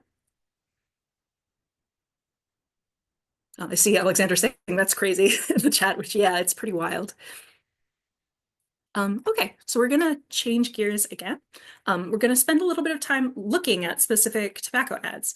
We're going to talk about the elements in there that are geared towards LGBTQI plus people, break down clues about how we can tell they're for us, how they're supposed to make us feel, and how they're supposed to ultimately encourage us to buy tobacco products. So we're going to go on a quick tour here of a number of different recent and some very recent, some a little less recent ads. All of them are more recent than Project Scum, though. So I believe all of them are from 2000 or later. So yeah, let's go ahead and go on a magical journey looking at these tobacco ads from different contexts and different points of time. So this one is an older one. This one is from looking to see if I have I do not have the date on this one, I believe. Oh no, I do have the date on this one, 2004. I just had the chat in front of it. My apologies. So this one is, I think, one of our oldest ones. And this one showed up in an LGBTQI plus magazine of the time. So if we go through the different things that's referenced: freedom to speak, to choose, to marry, to participate, to be, to disagree, to inhale, to believe, to love, to live. It's all good. So because this ad was in 2004, does anyone know what major right was very topical in 2004 for LGBTQI plus populations? Yeah, Alexander's immediately cueing it. Yeah, I appreciate Elliot's hand to the forehead, which is extremely fair. And yeah, marriage. We did not yet have universal rights to marry in 2004. But it was shortly before we started to that movement really started to take off. The first court case that granted statewide marriage, which was, I believe, Obergefell, was in 2006. So this is just before that. And yeah, Alexander's queuing in on something that immediately jumps out, right? Like one of these things is not like the other. So there are all these things about LGBTQI plus civil rights. And then there's inhale, just kind of in there, right? Like freedom to inhale. So what do we think this ad, so first of all, what are some things that make it clear this ad is talking to LGBTQI plus people? We already touched on a big one, which is that it mentions to marry, right? What are some other things that cue that this might be talking to LGBTQI plus people? It doesn't say LGBTQI plus anywhere in there. It doesn't say gay anywhere in there. But how do we know it's for us?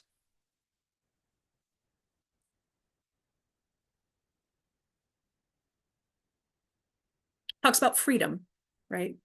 At a time when we didn't necessarily have full freedom for a number of things. Yeah, to love and to choose jump out. We didn't, in many states, including when this was issued, I believe this was before Lawrence v. Texas, which was a case out of Texas that said that a Supreme Court case that said that you can't make sodomy illegal just because, right? Like, so people could be actually arrested for just for consensual sex with a same-sex partner in Texas at the time that this ad was run. So it was not a time we felt like we had a lot of freedom. How does this ad make you feel?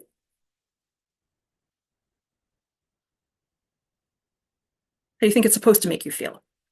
Targeted, yeah. I don't know if we're supposed to feel targeted necessarily, but yeah, it does make me feel targeted, certainly. Icky, yeah, extremely valid. Yeah, it does feel icky, right? Like when people are using a real struggle as a way to sell something, especially a product that is designed to kill you. Another question for you. The original version of this ad had a photo of a cigarette carton at the bottom. So this is a cropped ad, but it is the ad in its entirety other than that. Can you tell from this ad what this ad is for? Maybe kinda, right? Like it does mention inhaling, so maybe it has something to do with inhale. Yeah. So this one gives us at least context clues. But it doesn't necessarily directly depict someone smoking, right? Like it's not going the this will be cool kind of route. It's going the like you should have the right to do this kind of route. So that changes how it's presented. Anything else jump out at anyone about this one? It's okay if not, we covered a lot of ground. All right, I'll move us forward. Ending with the equating of all of those. Yes, that is a very important point that Liliana just raised, which is that this ad wants you to see inhaling as the same as marrying, which they are not. But you know, this cigarette company is making a very strong effort to make you feel that they're the same. And we still see that narrative come up all over the place today. And we'll talk more about this when we get to module 3. But this idea that smoking is a freedom or using tobacco is a freedom, we see that a lot with flavored products now, like in 2025. And yeah, Liliana's mentioning it seems like it's like the right to free speech. Yeah, it is. We do see that argument actually. And another argument that we've seen very recently that I think relates back to that, and again, we'll talk more about this in module 3. I don't want to steal Liliana's thunder because Liliana will be leading that training. But very, very recently in 2024, we saw there was an expectation because of a published rule that had been put out that the Biden administration was going to issue a rule about menthol tobacco products, basically closing a loophole that had previously existed that said that combustible tobacco for all flavors except menthol is not legal under a 2008 act, but menthol was the exception. So this administration was trying to like close an existing loophole to create equity. However, menthol is disproportionately used by LGBTQI plus people, but it's also disproportionately used by Black people. So we started to see this narrative popping up that it wasn't going to be safe for Black people if this was put in place. People might experience what Eric Gardner experienced if this was put in place. And they really strongly suggested that this is related to safety for people in a way that I frankly think is pretty reprehensible, especially because there was nothing about this rule that related back to purchase, use, or possession. It was about selling a product. And it was just making the same rule in place for menthol that already existed for everything else. So it's pretty disingenuous, but we do still see these things now. Okay, I'm going to move us forward before I give Liliana's entire module for her. My apologies. But so here we have this ad. Right, it's like a guy looking at another guy with a woman in the background, nice pool, or possibly ocean. It looks like it might be very, looks like maybe Greece, like a very idyllic scene, right? So this ad also was in an LGBTQ magazine. So that was what showed up in Out. At the same time, this tobacco company was running that ad in not LGBTQI plus magazines that didn't have the guy in it, the second guy in it. So it was, and because of the way the picture is oriented, who does it look like the person's looking at in the first ad? The guy. Yeah, exactly. Who does it look like the person's looking at in the second ad? The girl. Yeah. So they basically were setting up ads that were like targeted to the level where we got a different version of the photo or the image than the non-gay people did. So same questions about this one. How's this ad supposed to make us feel? Oh yeah, it's like I wonder what they could be implying. Yeah, I wonder.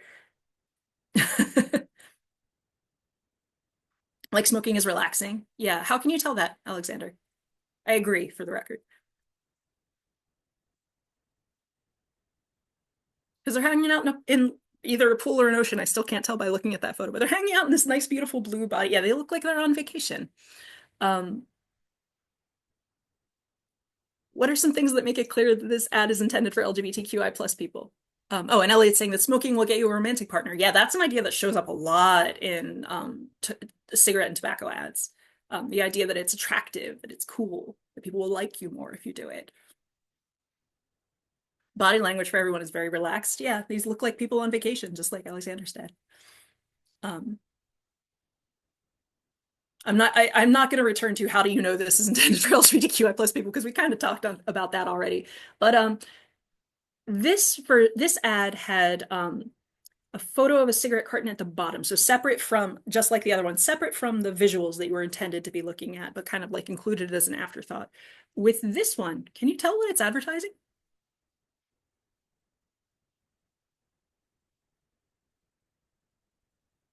No, yeah, it's not as obvious.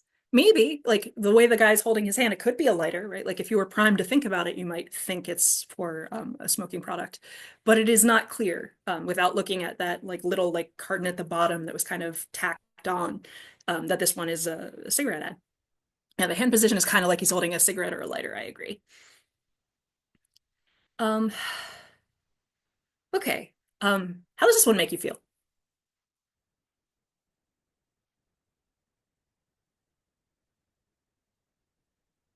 I will share. This one kind of makes me mad. They just add the guy to make it gay. Yeah, exactly, Ellen. It's like insulting. Um, so that's just my 2 cents. Sounds like that's Elliot's 2 cents as well. I'll go ahead and move us on. Actually, no, before I do that, why do you think they ran two different ads? Why do you think they didn't run the first one in magazines other than Out magazine? Oh yeah, they are objectifying everyone involved, MC. You're absolutely right.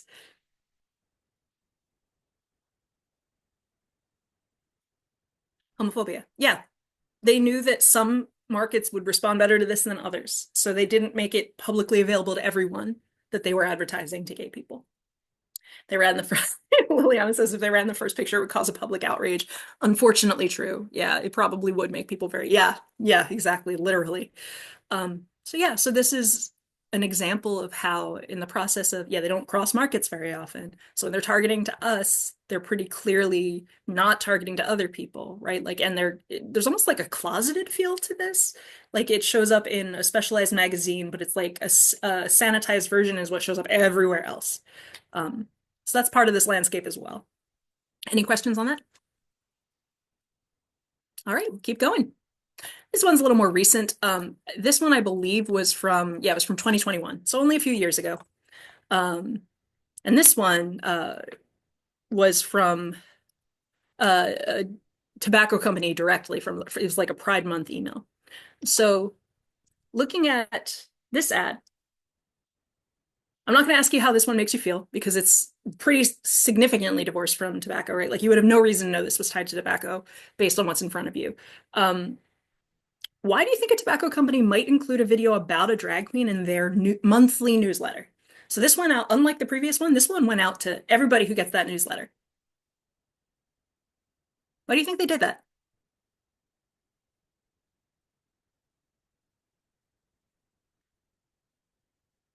Dempsey's saying, I assume they segmented their email list. No, I don't think they did with this one. I think everyone received it. What was the temperature like in 2021 around LGBTQI plus people? Drag has gotten a wider audience while not being explicitly gay. You had to get people's attention. Look how inclusive we are. Dempsey, yeah, I think that's a huge part of it. This was, I think, a little after, but still during the heyday of like RuPaul's Drag Race and other things that were making this a wider audience in general. But also, does anyone remember the scandal that happened with, yeah, slap Drag Race on everything? Exactly. But this was during a time when like a lot of companies were including Pride merch for Pride. Like this was like kind of the heyday of rainbow washing. So this is kind of here to be a form of rainbow washing for the tobacco company, right? Like they're showing how inclusive they are, and they're showing that to the whole company. Any questions on that? All right. So in that line of thought, this is a Pride vaping event. So this was a cutout of this particular image, so you can't see it, but just above that arch, there's a big sign that says Blue, which is a vaping company, and they have like people walking down a rainbow. Oops, sorry, walking down a rainbow runway, right? Like vape. I think that says "Vape Me Out" in the background. So why do you think a vaping company might have its own Pride event?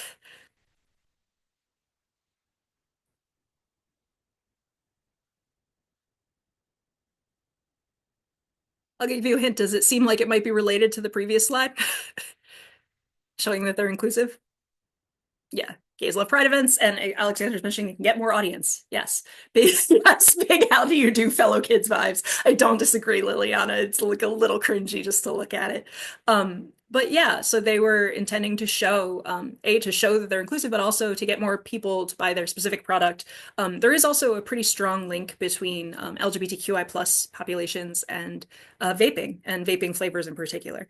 We do that at higher rates than the general population. So this was partially to like cater to that population, partially to tap into a market, right? Because lots of people who are there, people might show up to this Pride event not even realizing it's a vape Pride event, because it was done during a time when lots of places were having Pride events.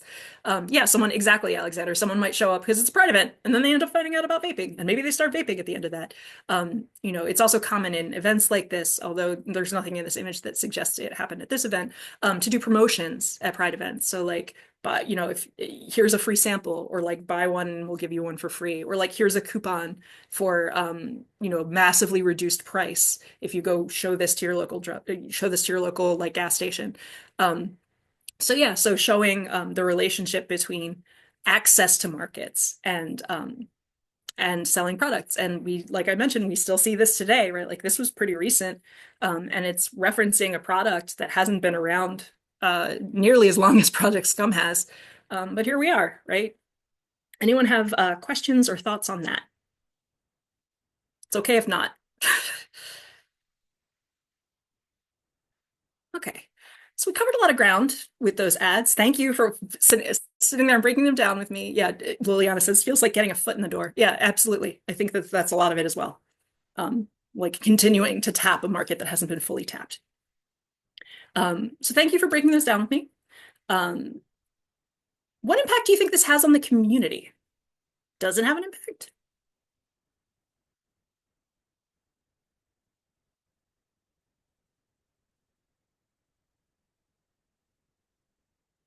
So I'll tell you this for free. Yes, it does. What do you think that impact is? Negative impact. Yeah. Tell me more about that, Elliot. What kind of negative impact?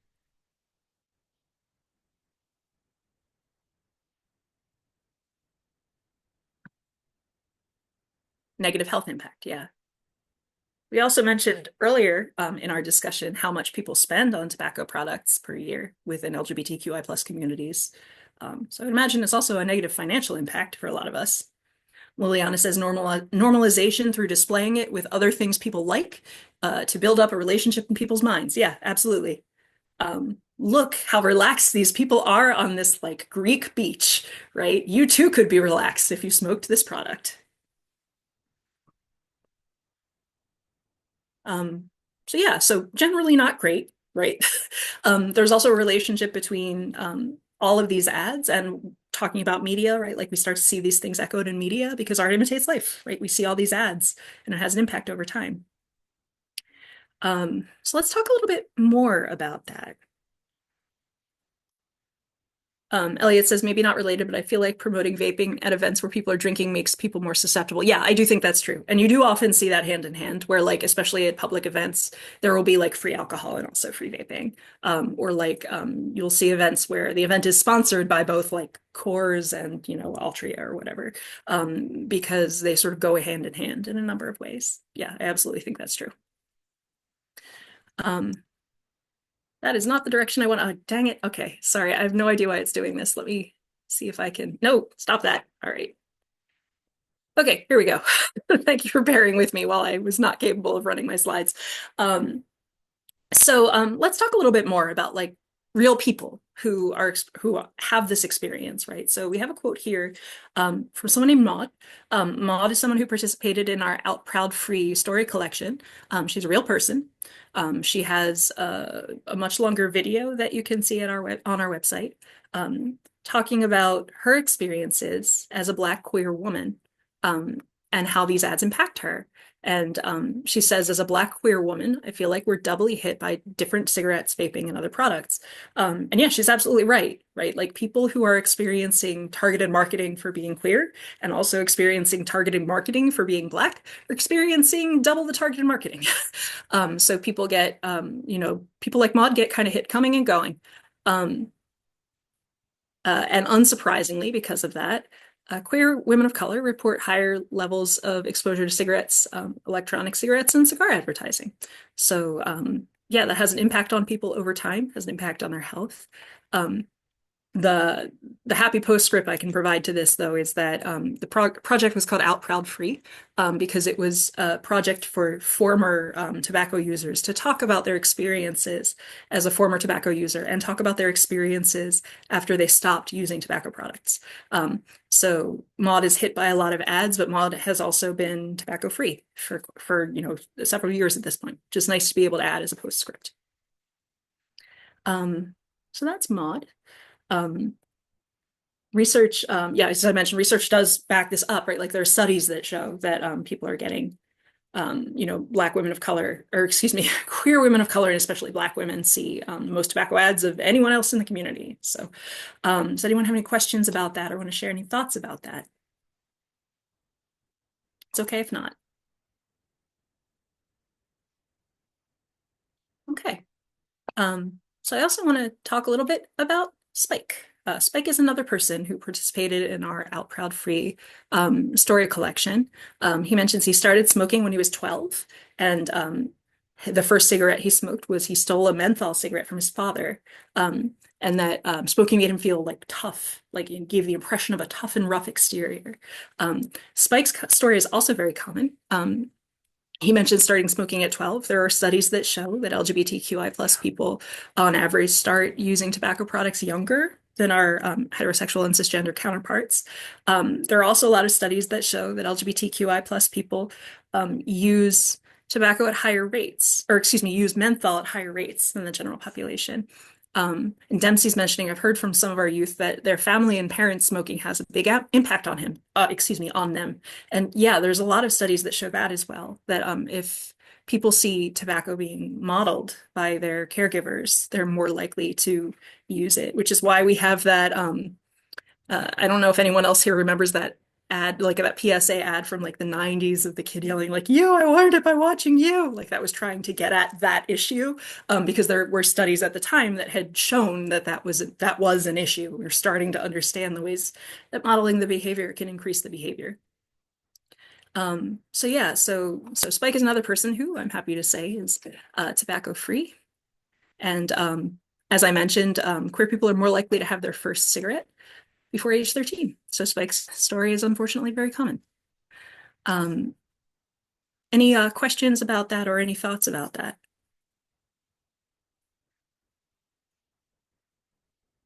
Um, yeah, Liliana's saying it doesn't feel like a surprise that queer folks are more likely to start earlier.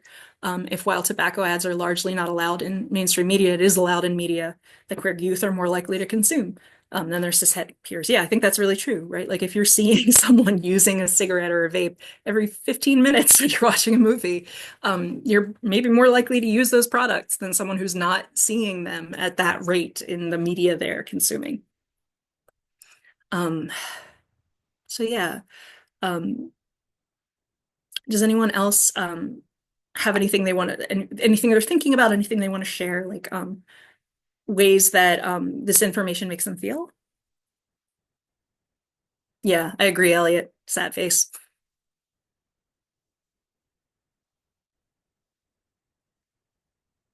Um, okay. We don't have to necessarily spend a lot more time on that. Yeah, Liliana says angry, which I think is extremely fair.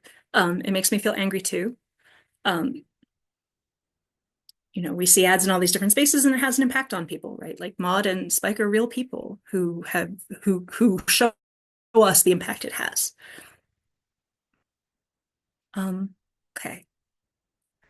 Does anyone, but that said, I also mention Maud and Spike because Out Proud Free is a project that our organization does to try and give people voice and provide supports to people who are experiencing these things, right? So it's a form of advocacy and activism that we do to help make people more aware of this issue. So it's an example of a way in which we can mobilize to do more work to try and counter these efforts and to support our communities.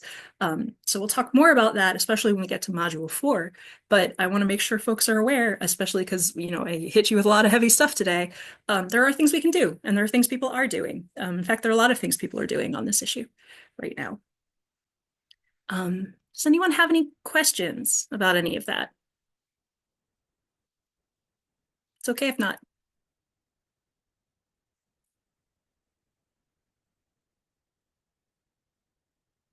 Okay. And that is the end of Module 2. Oh, I apologize. Actually, I should have said, thank you for taking the time with me. In Module 3, we'll be talking about tobacco and LGBTQI plus civil rights. We'll be having that conversation in a couple of weeks. I really look forward to seeing you again soon. Generally speaking, it is good to model, not necessarily model, but like preview what you'll be talking about next. So I had forgotten to do that. My apologies. But yeah, so that's Module 2. It's kind of different in tone than Module 1 in a number of ways. Does anyone have any thoughts or questions that come up from that module? Also, I'm going to let you guys know you can talk still. You don't have to only use the chat.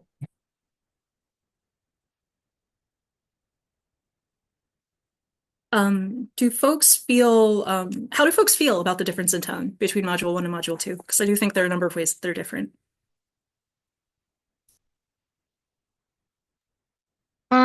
I liked how the second module was really like interactive and you asked us like how these ads made us feel and I don't know, just kind of like asking to point out like what you see and how it's damaging. Mhm. And I think the youth will like to kind of dissect that and critique that I think they'll be into that. And I mean, it is very upsetting, but I appreciate that, like the ordering of this and how we're going to move into like ways to combat this. Thank you. I appreciate that. But yeah, I agree. It's upsetting. Um, the other thing I want to sort of check in with folks about on this module in particular, but just a little bit on this will come up in the next module as well, is just the fact that there might be people in that room who are using those products and like the ways in which that impacts the training. I think I will add notes about this to the facilitators guide. I'm realizing I hadn't added that much but, on this point, but I will go back and fix that. Owl House. Oh, major queer media without tobacco. Yeah, Owl House is excellent. I don't know if anyone else on this call does not know that particular franchise, but it's great. You should watch it. It makes me very happy. Um, um, does Heartstopper have anything like that? That's a good question, actually. I'm not sure. I'm trying to remember. Does anyone else want to weigh in on Heartstopper? I'm not thinking of any instances of depiction, but unfortunately, some of these instances are it becomes so commonplace that sometimes you just like don't even clock it anymore. So I don't want to swear that there aren't any instances of it, but I'm not thinking of any.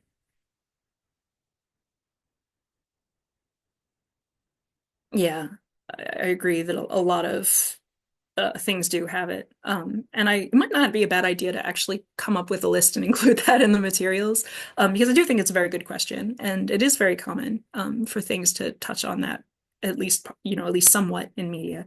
But it's helpful to have examples that don't. I agree. Um, Smoking in arcade. Yeah.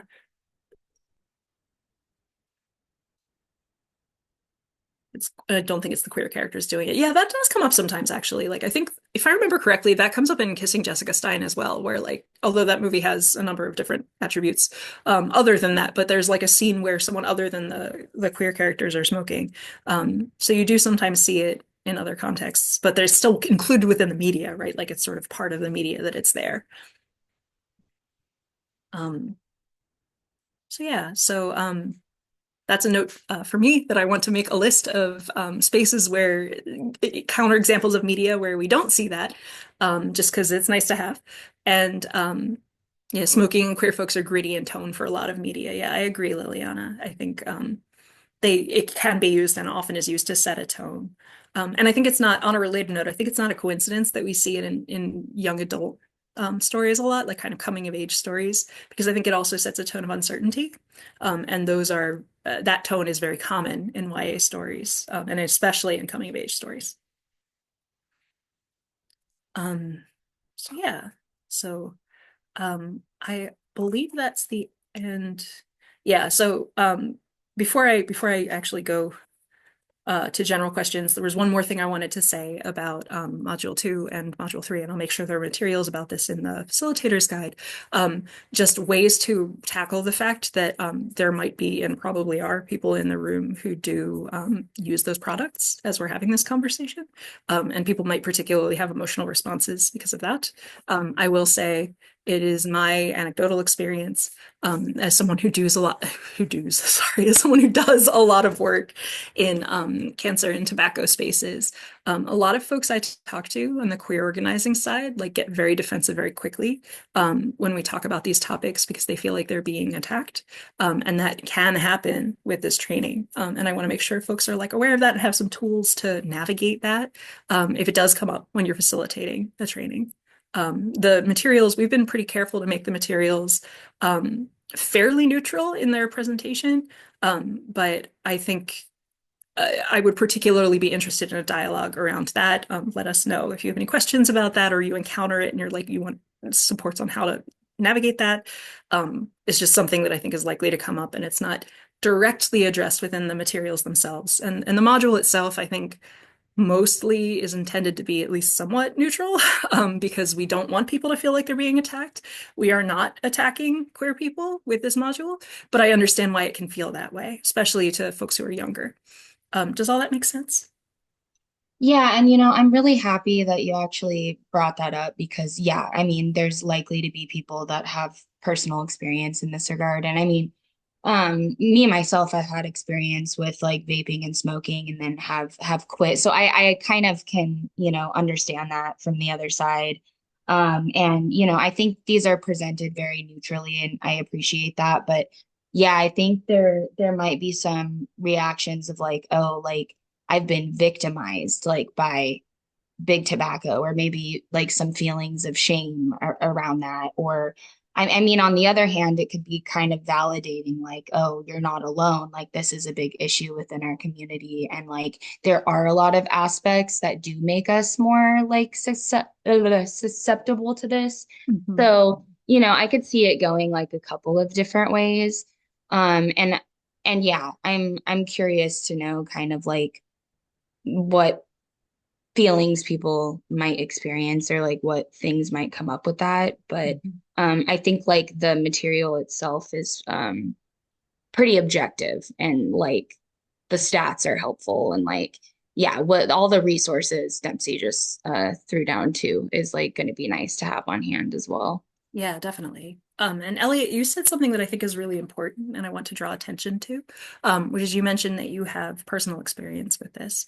Um, there, there are several places within this module where it might make sense to mention that, if you feel comfortable mentioning that. Obviously, no one is ever required to share their personal experiences in this kind of space, but that can be a really valuable thing for people in the room who might be using these products as we're having the conversation. And if you feel comfortable sharing that, or you're working with participants who know that about you, that can be really meaningful to the folks you're working with. Um, I actually went back and forth on whether or not I wanted to throw in a personal story. Ultimately, I didn't in the training I just modeled because my personal experience, being the age that I am, is that I used to like clove cigarettes, and those don't exist anymore. So I feel like that's not particularly accessible to folks who are younger. So I opted not to throw it in, but that is, to the extent that people can talk about like, personal stories. That can be one really clear way to show people you're talking to, like, I'm not judging you. I'm not saying you're doing something wrong. And I understand at least a little bit kind of what we're talking about today and what you're thinking about today. Does that make sense? Oh yeah, 100%. I mean, I think that can put people at ease, especially like coming from a facilitator. And yeah, just kind of being like, hey, like you're not alone and there's a way out of this. Cause I mean, for me, I really picked up vaping during like the pandemic. And then, it's been like a year and a half that I've been vape free. But we worked on a project with the American Heart Association with I participated and then some of our youth were in this video as well. And we've been showing it like at programs, but just like talking about our experiences with like vaping and smoking. And so Awesome. yeah, that's something I would be comfortable with. But yeah, I'm happy that you bring that up. I think that's important. Okay. Yeah, actually, do you have a link to that? That sounds like a cool resource just in general. I would love to share those with you. Yeah, we got two videos produced out of that, so I'll make sure to send those your way. Awesome. Thank you. Appreciate that. Does anyone else have thoughts or questions about this module or like things that came up for you about this module as we were talking about it? It's okay if not. Just figured I would ask. Okay. So I want to open in the time that we have left, and I tend to talk very quickly, so we have a fair amount of time left to play with. I want to open it up so that folks have a kind of space and a forum to just talk about like this project and these modules and like these discussions in general. We'll also provide a space like this at the second training, but just at the halfway point, I want to make sure if there's stuff that's on your mind or stuff that you particularly would like to talk about with us, you have a space to do that. So let's take the time that we have left to kind of check in with each other about these materials. There's also some information I want to make sure I give you just in terms of like where the materials are, what we're doing with them, and like what you can expect in the next few weeks around them. But I want to start by just asking, does anyone have like questions or things they want to connect about around this project just in general? I have a question. Can you hear me? Yeah, I can. Cool. The question I have is, and after going through this, I feel like comfortable like being able to present this, but the question I have is like in the beginning, kind of when we do like the disclaimers and like content warning, Mhm. do you think it's like worth saying like we're not doing this to like I don't know how to put it, but basically like not attack anyone who's doing it, like kind of like where you were saying like anyone who Mhm. does vape or smoke, is it worth in the beginning saying like this is just information? It's not like we're not attacking anyone or shaming anyone who does do it, or is it worth just like not saying that and just sticking to kind of what you said during this training? No, I think Uh, that's a good. Sorry, I didn't mean to cut you off. Were you going oh, to no, say you're good. something? No, you're good. Um, no, I think that's a good question, and I actually think that's a really good idea. And I might that wasn't in our script materials, but I might put a little note in there about that because yeah, particularly for the second module, like the first module, I don't think it comes up in quite the same way. But for this one, I think it's valuable to say explicitly, like this is like, when going over the ground rules, right? Like this treat everyone with respect. This is not intended to be a judging zone, right? Like we're talking about this phenomenon within our space and our culture, but we're not here to shame people who are using these products. We just want to talk about like what it means that people are using these products and how we got to this place where a lot of people are using these products. So yeah, I'll make a quick note to myself now. I would really like to fold something like that in if you feel comfortable, making that part of your intro for this module. Cool, thank you. I have a quick question about some material from the first module. I know you had mentioned that there's more research done on like LGB, not as much done on the T. But you had mentioned like that using tobacco could like lessen the effects of estrogen. Um, and I think that youth will be interested in like those type of facts or like with the gender affirming surgeries, like not smoking like before and after and like things of that nature. Um, do you know if it's the same for like testosterone as it is for estrogen? So, yes and no, in the sense that I don't believe there's the same risk of I definitely haven't read any literature that suggests there's a similar risk of impacting the efficacy, but I do know it's the case that for folks who are trans men who are looking at any kind of gender affirming surgery, the same concerns about nicotine would apply. So I can do a little bit more digging. In fact, I'll make a quick note to do a little bit more digging. Um, to see if there is anything. It might be harder to have that information on testosterone just because testosterone, unlike estrogen, is a scheduled substance. So the way that people do studies on it looks different, but I will do some digging and see what I can find. I do know somewhat that, yeah, there's less research on it, but that nicotine does impact long-term hormone production, which which may or may not impact trans people depending on how they are taking their hormones. But yeah, so the current information on that is a little mixed. Some studies are like, yes, it does affect efficacy, and others are like, it doesn't seem like there is. So it can Mm, really seem like it can come down to the person. Yeah, there's not nearly as clear cut as it is with estrogen, but there seems to be something of some. gotcha. Yeah. Yeah. I anticipate youth might want to know more about that because they that impacts them and they find that stuff interesting. So yeah, it's kind of a shame there's not as much research, on trans folks. That's kind of disappointing, and I hope that we get more in the future. Yeah, absolutely. And I will share that a conversation we're having at our org is like, how do we're kind of having broader conversations about the ways in which way federal studies look are about to change for a lot of reasons, and like, what can we be doing to make sure studies are still happening and data sets are still being gathered. And the silver lining to that is that um, we have more, because everything has to be kind of built from the ground up. It's an opportunity to include trans and gender diverse people at the ground floor a lot more than had been done previously. So, yeah, it's absolutely on our minds and a thing that we are talking about and thinking about, especially because, as I mentioned at the top of, I think it was this training, or no, I was at the top of the general information I provided. Trans folks, we do have enough studies to say that trans folks do use nicotine products at much higher rates than cis folks do.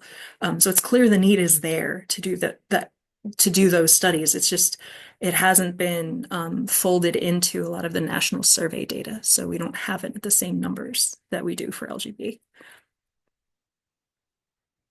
But yeah, I'll do a little bit more digging, see what I can find, and send you some resource materials on that.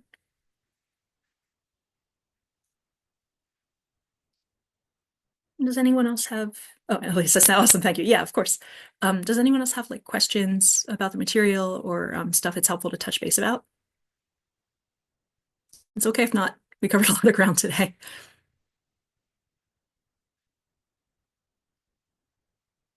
I'm sorry, I don't know if you can hear my wife in the background. She just started streaming. Hopefully she's not audible. She's audible to me. But I did want to connect with folks in the time that we have together to sort of give some more information about the materials we're generating, like what you can expect around that, and feedback around that. Like Elliot mentioned at the top of this call, I've been sending scripts, outlines, and slides to Elliot for all of these. Those are being folded into a facilitator's guide, which also includes like background information, includes a long list of resources. We're still making edits to that, which is why I haven't sent the whole. What I think I'll do is I'll send the first half of the guide as it currently exists so that you have it on hand if you need it. But with the understanding that we are going to be making edits and refining it. We really, really value your feedback. So, like the conversation we just had about places you can add more disclaimers, places that it might be helpful to have more detailed information. We will definitely integrate those. So it's still like a living document right now, but we can send you the current timestamp of the living document, and we'll have a finished product. Probably, not probably, we'll have a finished product shortly after the second training. We want to have enough time to incorporate any feedback that you give. Your feedback is really valuable to us because we want to make sure this is a tool that is useful for you. So thank you for the feedback you've given. Please feel empowered to give us more feedback. If you like think of things later or you want to reach out to us, I will put my email in the chat so that you have it. Elliot has it as well because we've been emailing back and forth, but I can be reached at Kara at cancer-network.org is my email. So just my first name and then cancernetwork.org. And I'm really happy to continue to talk to folks to refine this. And we'll be doing the other half of this training in 2 weeks to do modules 3 and 4. My very capable colleague Liliana will be leading that training. And after that, same thing, we'll send you a timestamp of the 3 and 4 facilitators guide and give you a window to like ask for feedback. We also want to have a window to like look at parking lot questions to send you answers to things you've asked about. So like the question Elliot just had about more studies around the impact of nicotine on hormones. We'll try to circle back in the next few days on that just so that you have it and things can be folded into the materials from there. And then after that, we are available for technical assistance for several months after this. So if you have any questions, you need anything, you want to ask us about things, even after the materials we've created are finished, we're very happy to do that. I know that you're doing it's my understanding from talking to Elliot that the first 2 modules are going to be at a specific event as part of the larger event, which is awesome. And that's in mid-May, right? Yeah, that's correct. Okay. So yeah, we're planning on doing this at that event and then maybe doing like a part 2 for the other 2. Okay. I think that's on the 14th. The 14th. Okay, cool. Thank you. Mhm. Yeah, so we're with the caveat that Liliana and I are not based in Arizona. We're very happy to be a resource as you're prepping for that. Or if you have any questions or things come up and you want to check in with us after that or like between the 2 sessions, please feel empowered to do that. Like we really want to be a support for you. Thank you so much to you both. Y'all have been so supportive, and I'm just really excited to be able to like share this information out with our like young folks. And yeah, I appreciate how communicative y'all have been and helpful. And yeah, we'll make sure to get any additional like feedback if we think of anything. But I feel really personally really good about these two modules, and I think like this information is going to be like really valuable to our youth. So. So Appreciate you. yeah, no, appreciate thank you for your kind words, and I appreciate how communicative you've been as well. It's always easier to develop materials when you're in clear communication with folks. So yeah. Um, is there anything else that makes sense for us to connect about right now? It's okay if there isn't, but because we have the time and space, I want to grant you the opportunity.